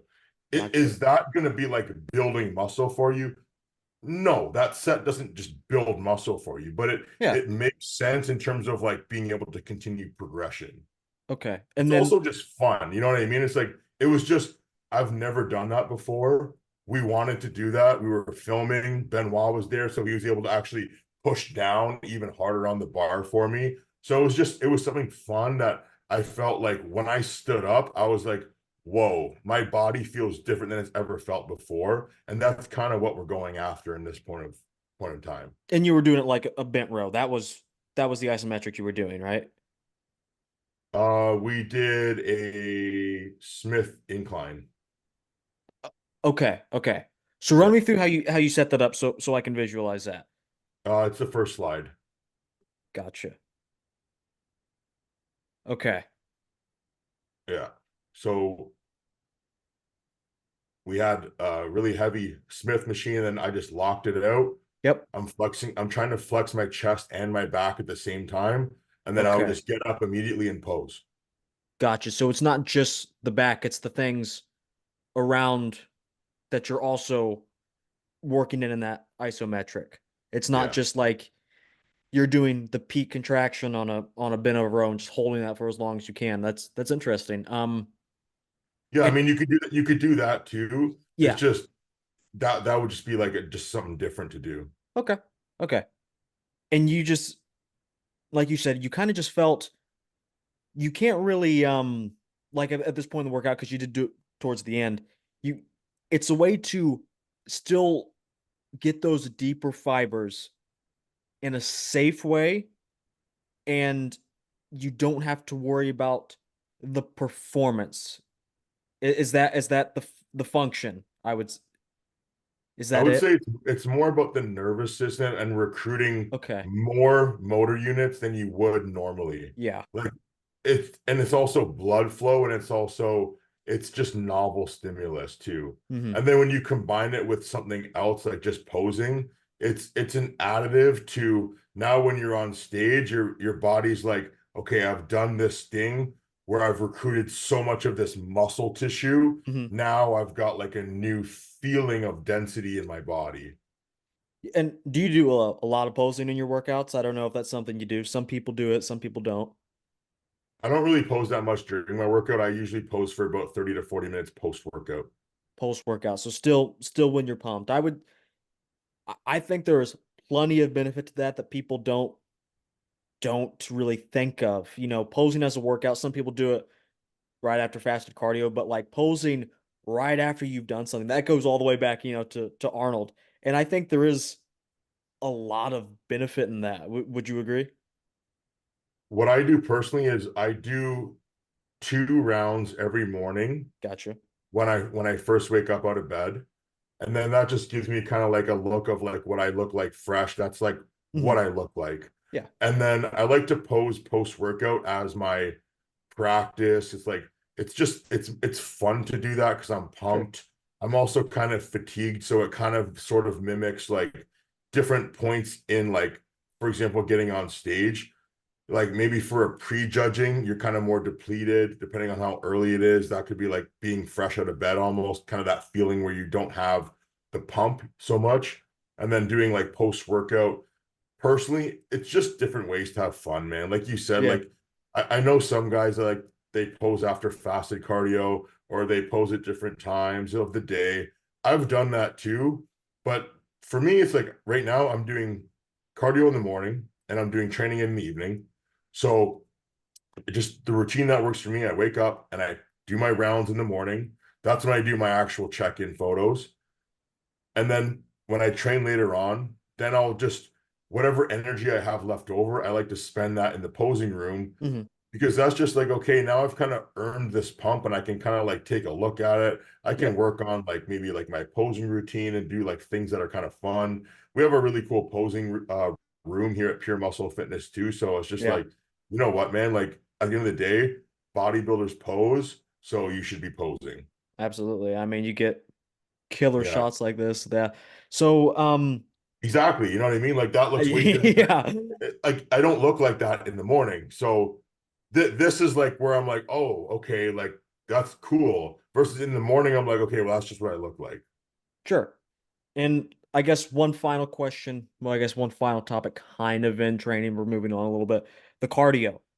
Yeah. What is your overall philosophy? I know like this is like I'm trying to pigeonhole you into something that is so personal and individual, but what is your overall philosophy when it comes to cardio? Do you have one? Is it really just on a case per case basis? Is it Yeah. what's your I thought on mean, cardio? I again, it's like with the undulating periodization type stuff, I use different modalities of cardio throughout my entire contest prep. Okay. So maybe at the beginning of contest prep where I'm not doing much cardio to begin with, I'll just start with like, for example, low intensity, and then I'll kind of work that up to a certain maybe more moderate intensity. Like for example, starting out on treadmill, then going to elliptical, and then going to Stairmaster. Once I get to that point, then maybe I'll start doing really, really high intensity stuff in that mid phase, maybe around like the 10 or 8 weeks out mark, where I'll do around 4 weeks of alternating between high intensity interval deadlifts, where I'm doing 200 rep deadlifts for 20 minutes. That could be like one workout. I usually do that fasted or post workout. And then I'll do also alternate that with Wingate sprints. I'll do either 30 or 60-second Wingate sprints with the maximum resistance on a bike. I'll do that for maybe 5, 8, 10 rounds, either fasted or post workout. Um, and then that can be like something that I'll add in to kind of break through a plateau again. Yeah. And then once I reach a plateau in that regard, I'll go back to a steady state Yeah. and then maybe carry the steady state through until the end of prep. Near the end of prep, it's almost like then I'm going in reverse and I'm going from stairs to elliptical, then back down to treadmill. And then if I'm in contest shape like I am now, is now I'm almost just doing like very low intensity. So I kind of ramp it up. I ramp it up and then ramp it down, essentially. Okay. I mean, I've never heard of someone doing doing deadlifts for cardio. Like, you know more bodybuilders than me. Who is doing deadlifts for cardio? I don't know that many guys that are doing the deadlift thing, but But they'll do it's pretty sprints. damn fun. But I do Sprints. know I talked to Ross Flanagan. Ross Flanagan's a huge advocate of hit cardio. He'll do like crazy bike sprints and he'll do Yeah, like crazy stuff like that. Also like fasted in the morning as well. And it works for him. It doesn't work for everybody. sure.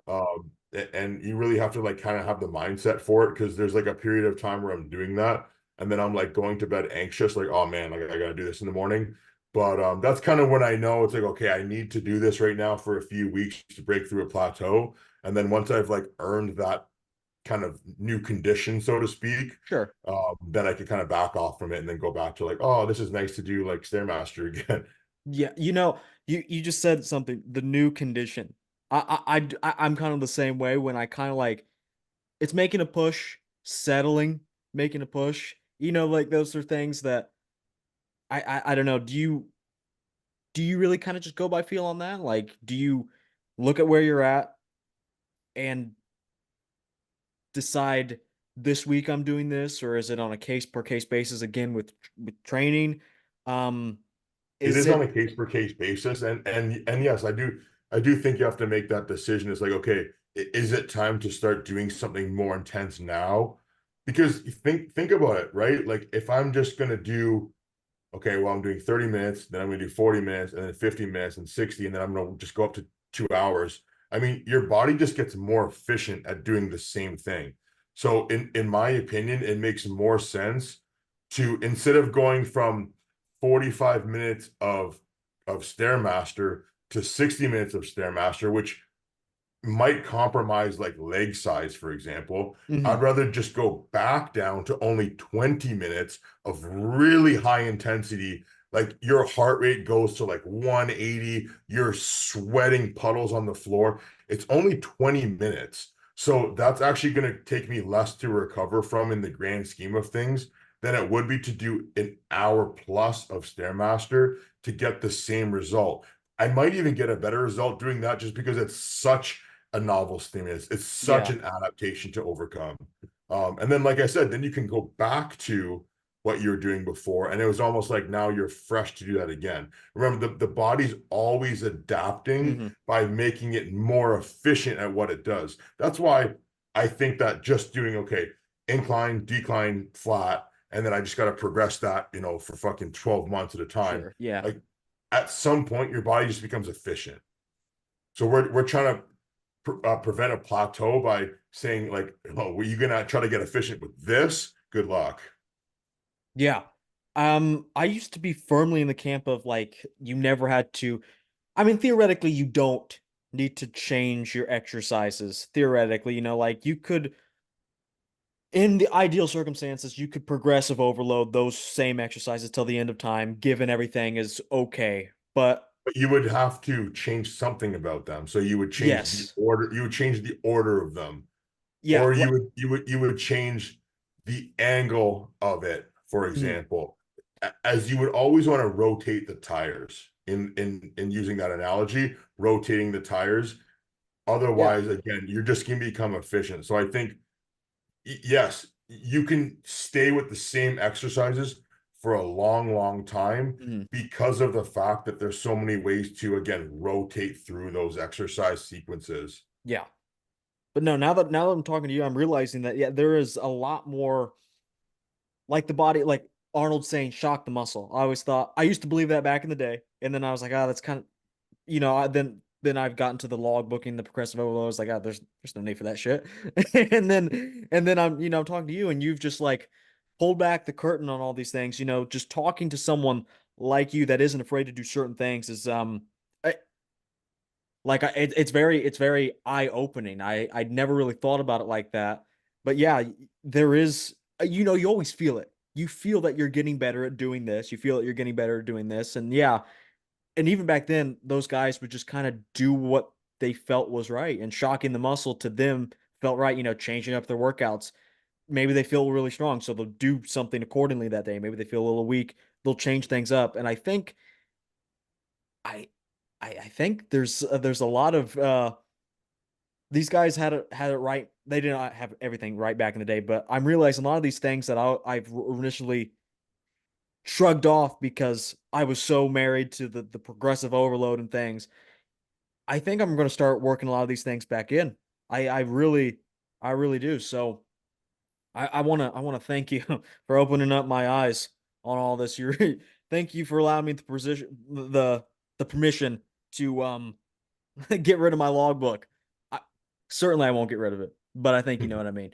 Um, Yeah, man. I mean, I don't want it to sound like this has to be something complicated because I think you said it perfectly is that you can stick with the same exercise for a long time if you're not scared of making small changes and yes. just being able to move with the dynamic flow of what training is. Hmm. Like you mentioned with like the more old school guys and like the intuitive training, truly your body tells you what it needs if you Yeah. listen to it, right? Like if you have elbow tendonitis, that's a sign for you to rotate the tires. If you're getting knee pain or you're accumulating injuries, it's just your body telling you to do something a little bit differently. Similarly, if you feel like you're getting mentally burned out, Hmm. just do something differently. Don't be scared to do something differently. Yes. Also, don't feel like you have to do something revolutionary every time you train. Sure. That's why I post all my training. Because if you look at the grand scheme of my training, most of it is relatively the same over time. Yeah. It's just that I like to have fun too. So sometimes, like, you know what? This is going to be a fun challenge today. Let's go and try this. Absolutely. Yeah. The revolutionary part, I would say, it is going to be revolutionary for a lot of people to hear that simply because the exercises are the same, the form is clean. It's just no one thinks to, a lot of people think like you said, they just don't have fun with the training. They don't do what they want to. They feel like they have to do a certain thing. And Yeah. I mean, the thing is, like, if you look through like all my full quad workouts for probably like a couple of months at a time, we did like a barbell squat, a hack squat, a leg press, and a leg extension, and a lunge. But maybe the barbell squat would change to a safety bar squat. Maybe the hack squat, we would do a Cybex hack squat, which is a little bit steeper, or we would do a Atlantis hack squat, which is a little bit less steep, or we would sure. do a Panada leg press versus a hammer strength leg press. It's like it's the same exercise, it's just different. Yeah. There's that one there. Like when we were doing the barbell squat there, it's like we would literally bring it all the way down until it would touch. And then there was no way to get any momentum off the bottom. And it was pretty fucking hard. Yeah.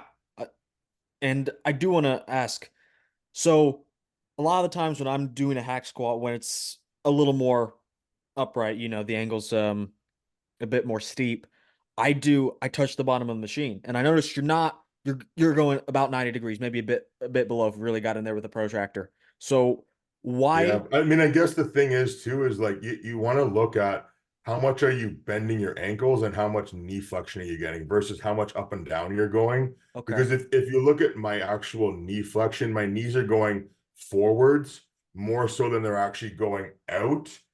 and then I'm actually Yes. getting more quad than I am getting like hips and stuff like that. Okay. So the most important thing to remember with a hack squat, because a lot of people get this wrong, is they think that it's an up and down movement. Yep. It's a forward backward movement. So I have to bend my ankle and bend my knee, Mm. and then unbend my ankle and unbend my knee.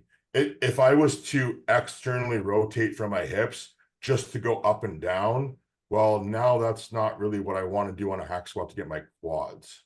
No, So that's a very good cue to think of. I've never really thought of it like that, but yeah, it's because I do think of it as an up and down movement, and I always end up I don't feel like I'm doing it as I should, I guess, basically in layman's terms.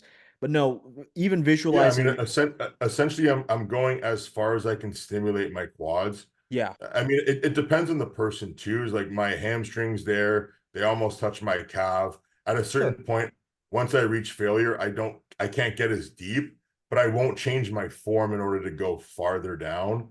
Because the going farther down is actually less relevant than the bending of the ankle, the bending of the knee, and maintaining the actual positioning of your hips yeah, in a slightly internally rotated position of your hips. Now you can have your knees and hips and toes line up in that straightforward movement, as opposed to externally rotating your hips, which is now requiring you to now, I have to use my glutes, yep, I have to use my lower back, and it changes the movement. So it just depends on like when you go into an exercise, just think about, what am I trying to achieve here? In this movement for me, I'm trying to get more quad sweep development. So I need to make sure I'm maintaining an internally rotated and locked in hip yeah, position with knees going forward, knees going back. Otherwise, I'm going to be what I always used to do, which I would just be getting crazy amounts of VMO stimulation. sure. No, that makes and yeah, just these little cues. Like I said, you have trainers there and your training partner, and these cues they add up. There's small tweaks here and there, but even just listening them, and I know I'm going to think about these the next time I use a hack squat or whatever it is, and I know like these little things make a huge difference. Like I see, I always say like who needs all these trainers around them, but really, uh, I think it is very beneficial to get a little cue here. Think about these certain things. You don't have to have a trainer for everything, but setting yourself up and like you said, having the intention before you set out to do the exercise is honestly maybe just as important as actually doing the exercises. How you even think about doing it before you even do it. And also just remembering that everybody's built differently. Yeah. I have a relatively short torso and really long femurs. So in order for me to get more quad with a longer femur, I have to remember, it's like it's not going to look the same as someone who's like, Yep. I don't know, 5'6" with short limbs, right? Like it's just going to Yeah. look like a different exercise. So different machines, different exercises fit different people. And I mean that does take experience, and maybe just like not following like what someone else does just because they said like you don't have to Absolutely. do you don't have to do your squats like me because I said you have to do them like me. Like Yeah. do them in the way that feels best for what you're intending to do it for, right? So I mean, I'm getting a lot of good quad development and I'm not getting as much glute development. I used to get a lot of glute development when I squatted, and it was really frustrating that I didn't have good quads, but I had crazy glutes. Yeah. So, you have to make those decisions for yourself, kind of like what we were talking about before. Hey, what do I actually need to bring up to relatively make my body look more aesthetic overall? If I just kept building bigger glutes, I mean, Hmm. that's not going to make me look any better on stage. Yeah. So I want to move on to diet. I want to talk about I don't know where it's at, but I know you are. Oh, maybe it's here. The celery. Yeah. Tell Yeah. tell me about the celery. Yeah, so okay, so last year I was diagnosed. Okay, so 2020 I was diagnosed with celiac disease. In 2023 I was diagnosed with ulcerative colitis. Okay. Um, Nothing seemed to work for me. I was dealing with flare-ups of ulcerative colitis for about 3 months, going into New York and then into Toronto. Hmm. I I ended up picking up some of the medical medium books, medical medium, life-changing foods, medical medium. I also have like I have like four of his books right here. Liver Rescue, Life Changing Foods. I have Medical Medium, the original, and I have Medical Medium Thyroid Healing. And all of those books, they pointed towards the main reason why ulcerative colitis continues to take effect in the body is it's being caused by one of the shingles viruses. So there's different strains of shingle viruses, Hmm. and the shingle virus will feed off of mold and bacteria and viruses. Well, it is a virus, but it feeds off essentially like the pathogens that are in your body and the heavy metals and toxins that are in your body to begin with. So by adding in celery juice, which is what Medical Medium recommended to do, because I did honestly talk to multiple doctors. They wanted to put me on prescriptions. Yep. I talked to multiple gut health experts who wanted to sell me their $4,000 protocol supplements. And trust me, I bought every single supplement and I spent thousands of dollars trying everything Hmm. before I end up doing the celery juice. And I wasn't able to even get through the night of sleeping. There was seriously like going from New York to Toronto, I would wake up every hour or less, even every sometimes 45 minutes to have bloody diarrhea. Hmm. And it was to the point where I didn't even know if I was going to make it to the stage. I was actually concerned that I was even going to like die at some point because I'm like, if I can't sleep properly and this is like causing me to lose so much blood, I don't know what's going to happen.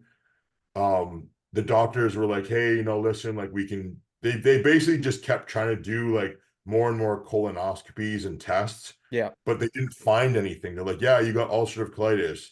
Would you like to take an anti-inflammatory pill?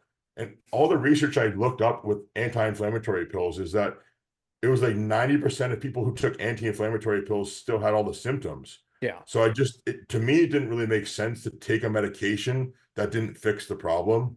Yeah. Long story short, I ended up trying the celery juice. I'm like, you know what? It fucking sounds crazy, but at this point, I'm pretty desperate. So Sure. I did celery juice. So day one, all right, whatever. Day two, sure. Day three. And by day four, I ended up making a YouTube video because I woke up on day five and I was like, holy shit, I just slept for 4 hours straight. I did it the next day and I slept for 6 hours straight. After a week, I was back to sleeping normally. And then I just kept doing it. I just kept doing celery juice every morning. And I haven't had any flare ups since. And I think that is actually most people are doing what you are doing. A lot of people do get put on pharmaceuticals, drugs, whatever, be because the doctors think this works and this is just what they've been trained to do. Treat this is how they treat things, especially in the West. But then when you go beyond that, a lot of people do kind of have this philosophy, and there is a lot of literature out there that is kind of swept under the rug that like the whole healing with food thing. I think this is a whole other phenomenon that people are looking at because I think a lot of people are tired of the pharmaceutical industry as a whole. Yeah.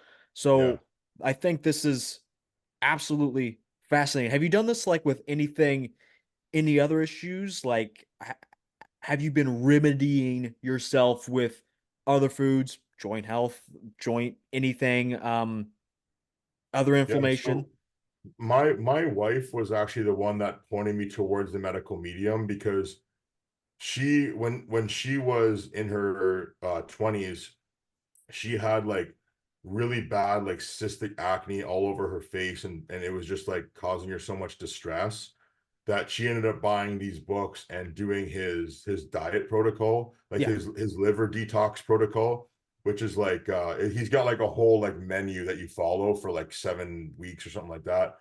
And she did it like exactly how he wrote it out, Hmm. and it cured her. And it was similar with her where she went to like all these dermatologists and she had like no help at all, Yeah. and it was like basically ruining her life. And then there's so many stories of people who have also had like life-changing results just by using like a certain combination of foods that cured their body. So like I'm like a holistic person. Yeah. I'm not like married to science. I'm not like a a pharmaceutical type of guy to begin with. Like I like to, again, like you probably get this idea with me. It's like I like to find the balance between things. It's like food is medicine. It kind of makes sense that we're born on this earth and that this stuff is grown out of the earth. Hmm. It makes sense that there's going to be some medicinal properties to it. Absolutely. And so I feel like if this can be something that we can utilize, we should be utilizing it.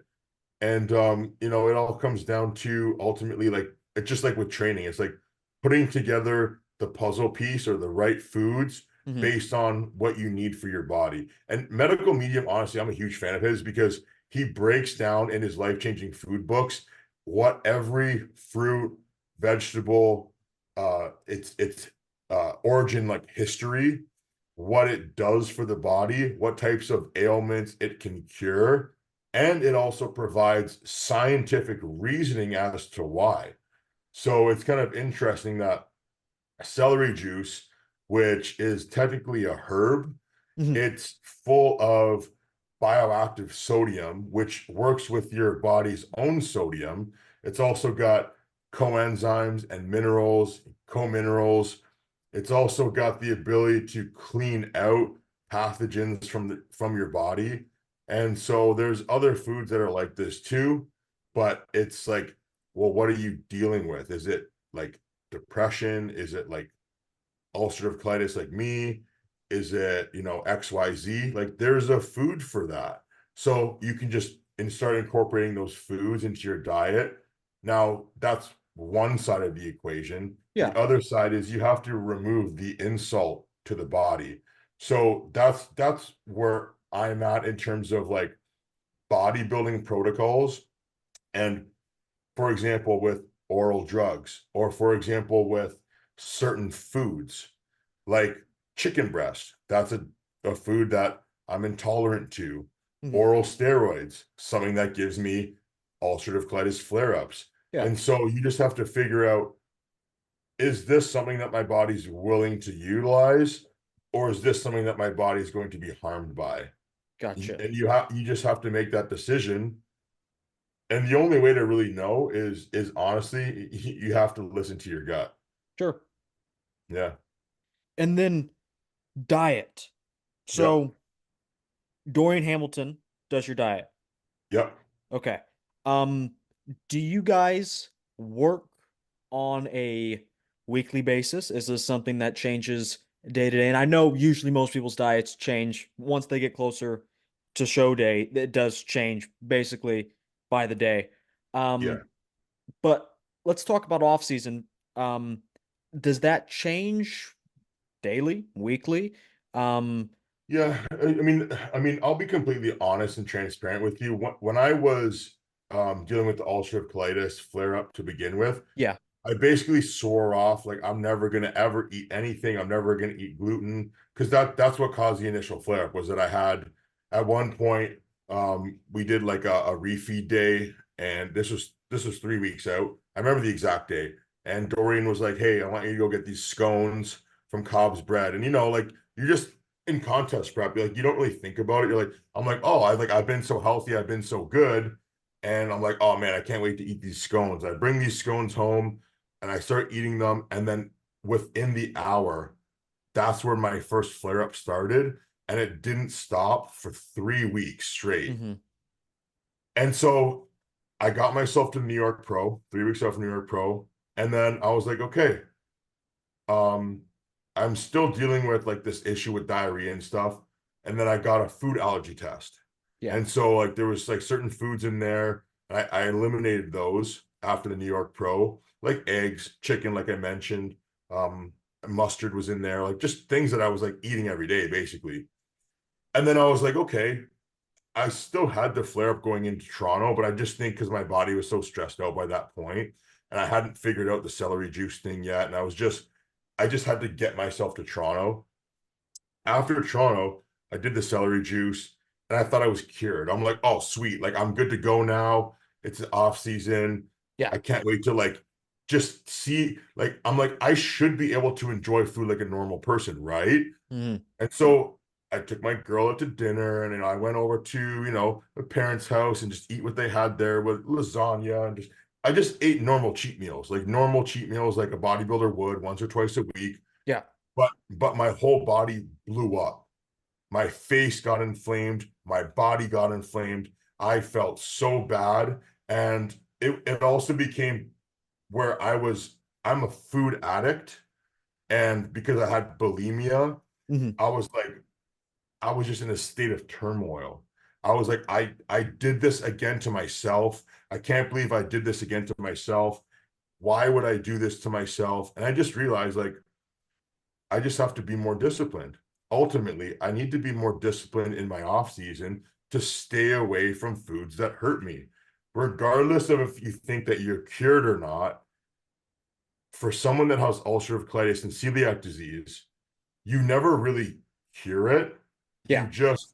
You're just able to remove the virus, and you're able to remove the damage, but your body's still very sensitive. My body is highly, highly sensitive.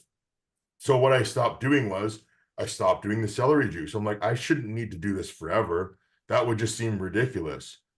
And sure enough, I got the flare-ups again. I got the inflammation again. I got all the brain fog and the colitis and the celiac, and everything came right back. So that was my fault. So regardless of the programming that Dorian had given me to do, which I always follow the program, but Yeah. hey man, I want to enjoy a cheat meal here and there. But guess what? If I'm not following my celery protocol, my body's going to be in shock if I incorporate any of these foods. So that was one thing that I had to realize, is that I can't have my cake and eat it too. Hmm. I need to stay on top of my daily celery, or I just don't ever touch those foods ever. It's one or the other. Can't Yeah. have both. I Yep. can't be celery juice free and eat like an asshole. So now, coming into contest prep time, I started doing the celery juice again, and I was able to get myself healthy again. Hmm. And now my diet is just very, very strict, like you would assume on a bodybuilding contest prep. Like I have it written out right here. So meal one, 8 ounces of flank steak, Okay. 60 grams of cream of rice, 15 grams of macadamia nut butter, 50 grams of wild blueberries. Gotcha. Meal two, 9 ounces of haddock, 200 grams of rice, 5 grams of macadamia nut oil, quarter teaspoon of salt. Meal three, 8 ounces of haddock, 60 grams cream of rice, 100 grams of banana, 10 grams of macadamia nut butter. And Hmm. it goes on like that pretty much consistently. So at the end of the day, it's like, well, who are you and what are you trying to achieve? Because if you're a bodybuilder trying to achieve peak physical performance, it doesn't matter if you want to satisfy your taste buds. That's not part of your program, Hmm. right? So that's it for me. If someone else can get away with it, then honestly, I'll admit that I'm a little jealous, Yeah. because my body is just truly not able to handle it. Yeah. Um, and then I guess a broader question, protein. Are you a Milo Sarchev guy where he's doing close to 2 grams per pound of body weight, maybe something even higher? Are you doing a bit lower, maybe even a lot lower than that? What is your Um, overall protein goal, and does that fluctuate from off season to pre-contest? I will tell you exactly what it is right now. It is so meal plan. I would say, 'cause I actually can't like remember off my hand how many grams of protein, but I have it all written out. Hmm. So, okay, so my daily totals, yeah, 400 grams protein, Okay. 90-gram fat, and the carbs will fluctuate. On a high day, they go up to around 500 or 600, and then on a low day, they're probably around 250 to 300. Okay. And then Yeah. are you lowering your protein in the off season? Are you keeping it roughly the same? And how does it, I guess another question, how does protein affect your UC, if any at all? I'm a bit uneducated as to that, so fill me in. It's just really the protein choices. Anything Okay. that's, for example, chicken, eggs, and like dairy. Like Hmm. those just I'm allergic to those, so I don't eat Yeah. those. Yep. But steak, ground beef, game meats, um, bison, stuff like that, Hmm. fish, even certain protein powders if they don't have like any lactose in them, Yeah. and turkey. Like I'm good with all those. So I just try to have like multiple sources, multiple variety, that don't include the ones that I have an issue with, basically. Okay. And this protein being lowered in your off season, do you keep it roughly the same? It's always the same. Yeah, Okay. it's always between like I would say on average 350, maybe as high as 400, and definitely never ever lower than 300. Gotcha. Gotcha. Um, yeah, we've been talking for, I mean, roughly about 2 hours. I don't want to keep you for too long. My So, throat's getting dry. no, I understand. I understand. Um, but yeah, I asked, I mean, I could talk about this stuff for hours on end. I'm sure you could too. We're both very passionate about training. I could absolutely tell. Um, It honestly didn't even seem like 2 hours, man. That was really fun. I'm glad that we got to do this. I am too. So let's look ahead to the future. I got Yep. your last show in here, All right. fourth at the 2023 Toronto Pro. Yep. Toronto this year, even though it was actually, I think in terms of caliber, I think we have a similar show. We're going to have Hassan back. We're going to have Quentin back. Oh, we're going to have Quentin. We're going to have yourself. We're going to have Akeem. It's going to be a good show. Do you have a particular goal going into the show? Or are you always one of those guys that say, I do every show to win? Are you saying I just do my best? What are you thinking? I always do my best and I always train to win. I'm coming to Gotcha. win. There's nothing else that I train for except to win the Toronto Pro. Absolutely. And I think I've been seeing your name out there a little bit more. I still think you're a little underrated. Like I think you're very complete. Um I mean everyone has gaps, but you will certainly be going up against other guys that have other gaps, maybe some more major than you. So I think definitely for everyone that is watching that doesn't know Robin Strand, who maybe not is totally familiar with his physique, definitely keep an eye on this year. And I think you're going to do very well. I'll keep it at that. How I about that? appreciate it, man. Yeah, Yeah. how about that? I don't At want to the end of jinx you. Some people are like, don't say I'm going to win. Don't say I'm going to do anything. Just tell me to do my best and we'll go, we'll move on. I have no problem admitting that the only thing I want is to win. Yeah. My happiness isn't contingent on the fact that I'm getting a placing. It's the fact that I know that I train to win and I feel good about saying that I'm going to win. Yeah. And I tell myself every day that I'm going to win.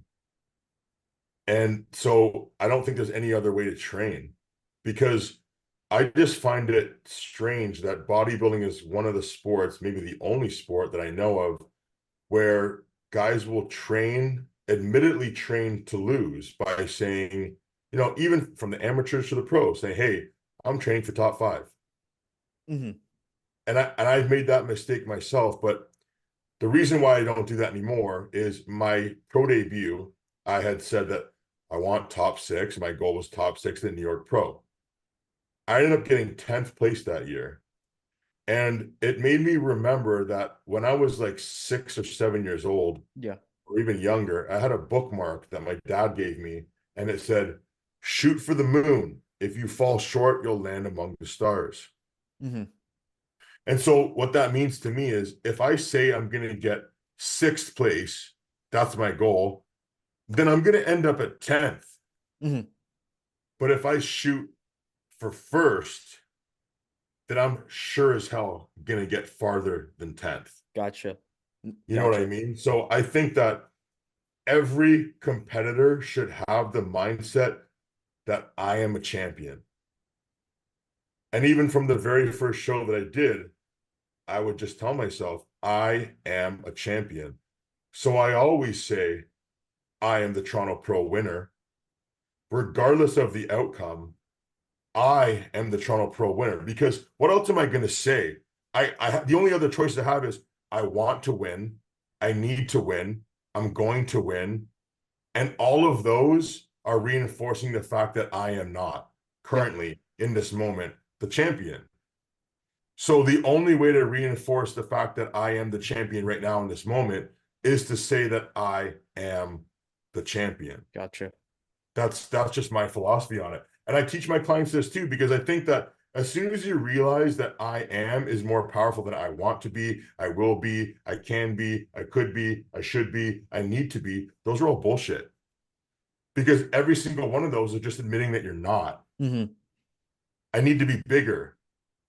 That means that you're small.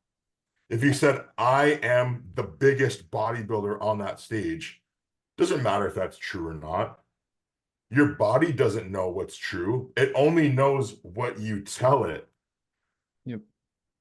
So I'll tell myself, this is what I did in the first show I did. I said, I am the most conditioned athlete on the 2010 UFE Spring Bash stage. And guess who ended up winning the show? Me, because I was the most conditioned guy on that stage. I wasn't the biggest. I knew I wasn't going to be the biggest, but I knew I would be the most conditioned. And so that's just something that I teach my clients. And I want to get that point across to people, is that I am is way more powerful than anything else you can say to yourself. Absolutely.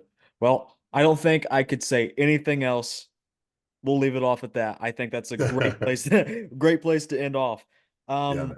so yeah, We'll do it again after Toronto for sure. absolutely. And we'll see Yeah. you in your 9 days out. Is that what you said? 9 days, man. 9 days out. So Yeah. good luck. Thanks for coming on. And for everyone watching at home, be sure to like, subscribe, and we'll see you all in the next video.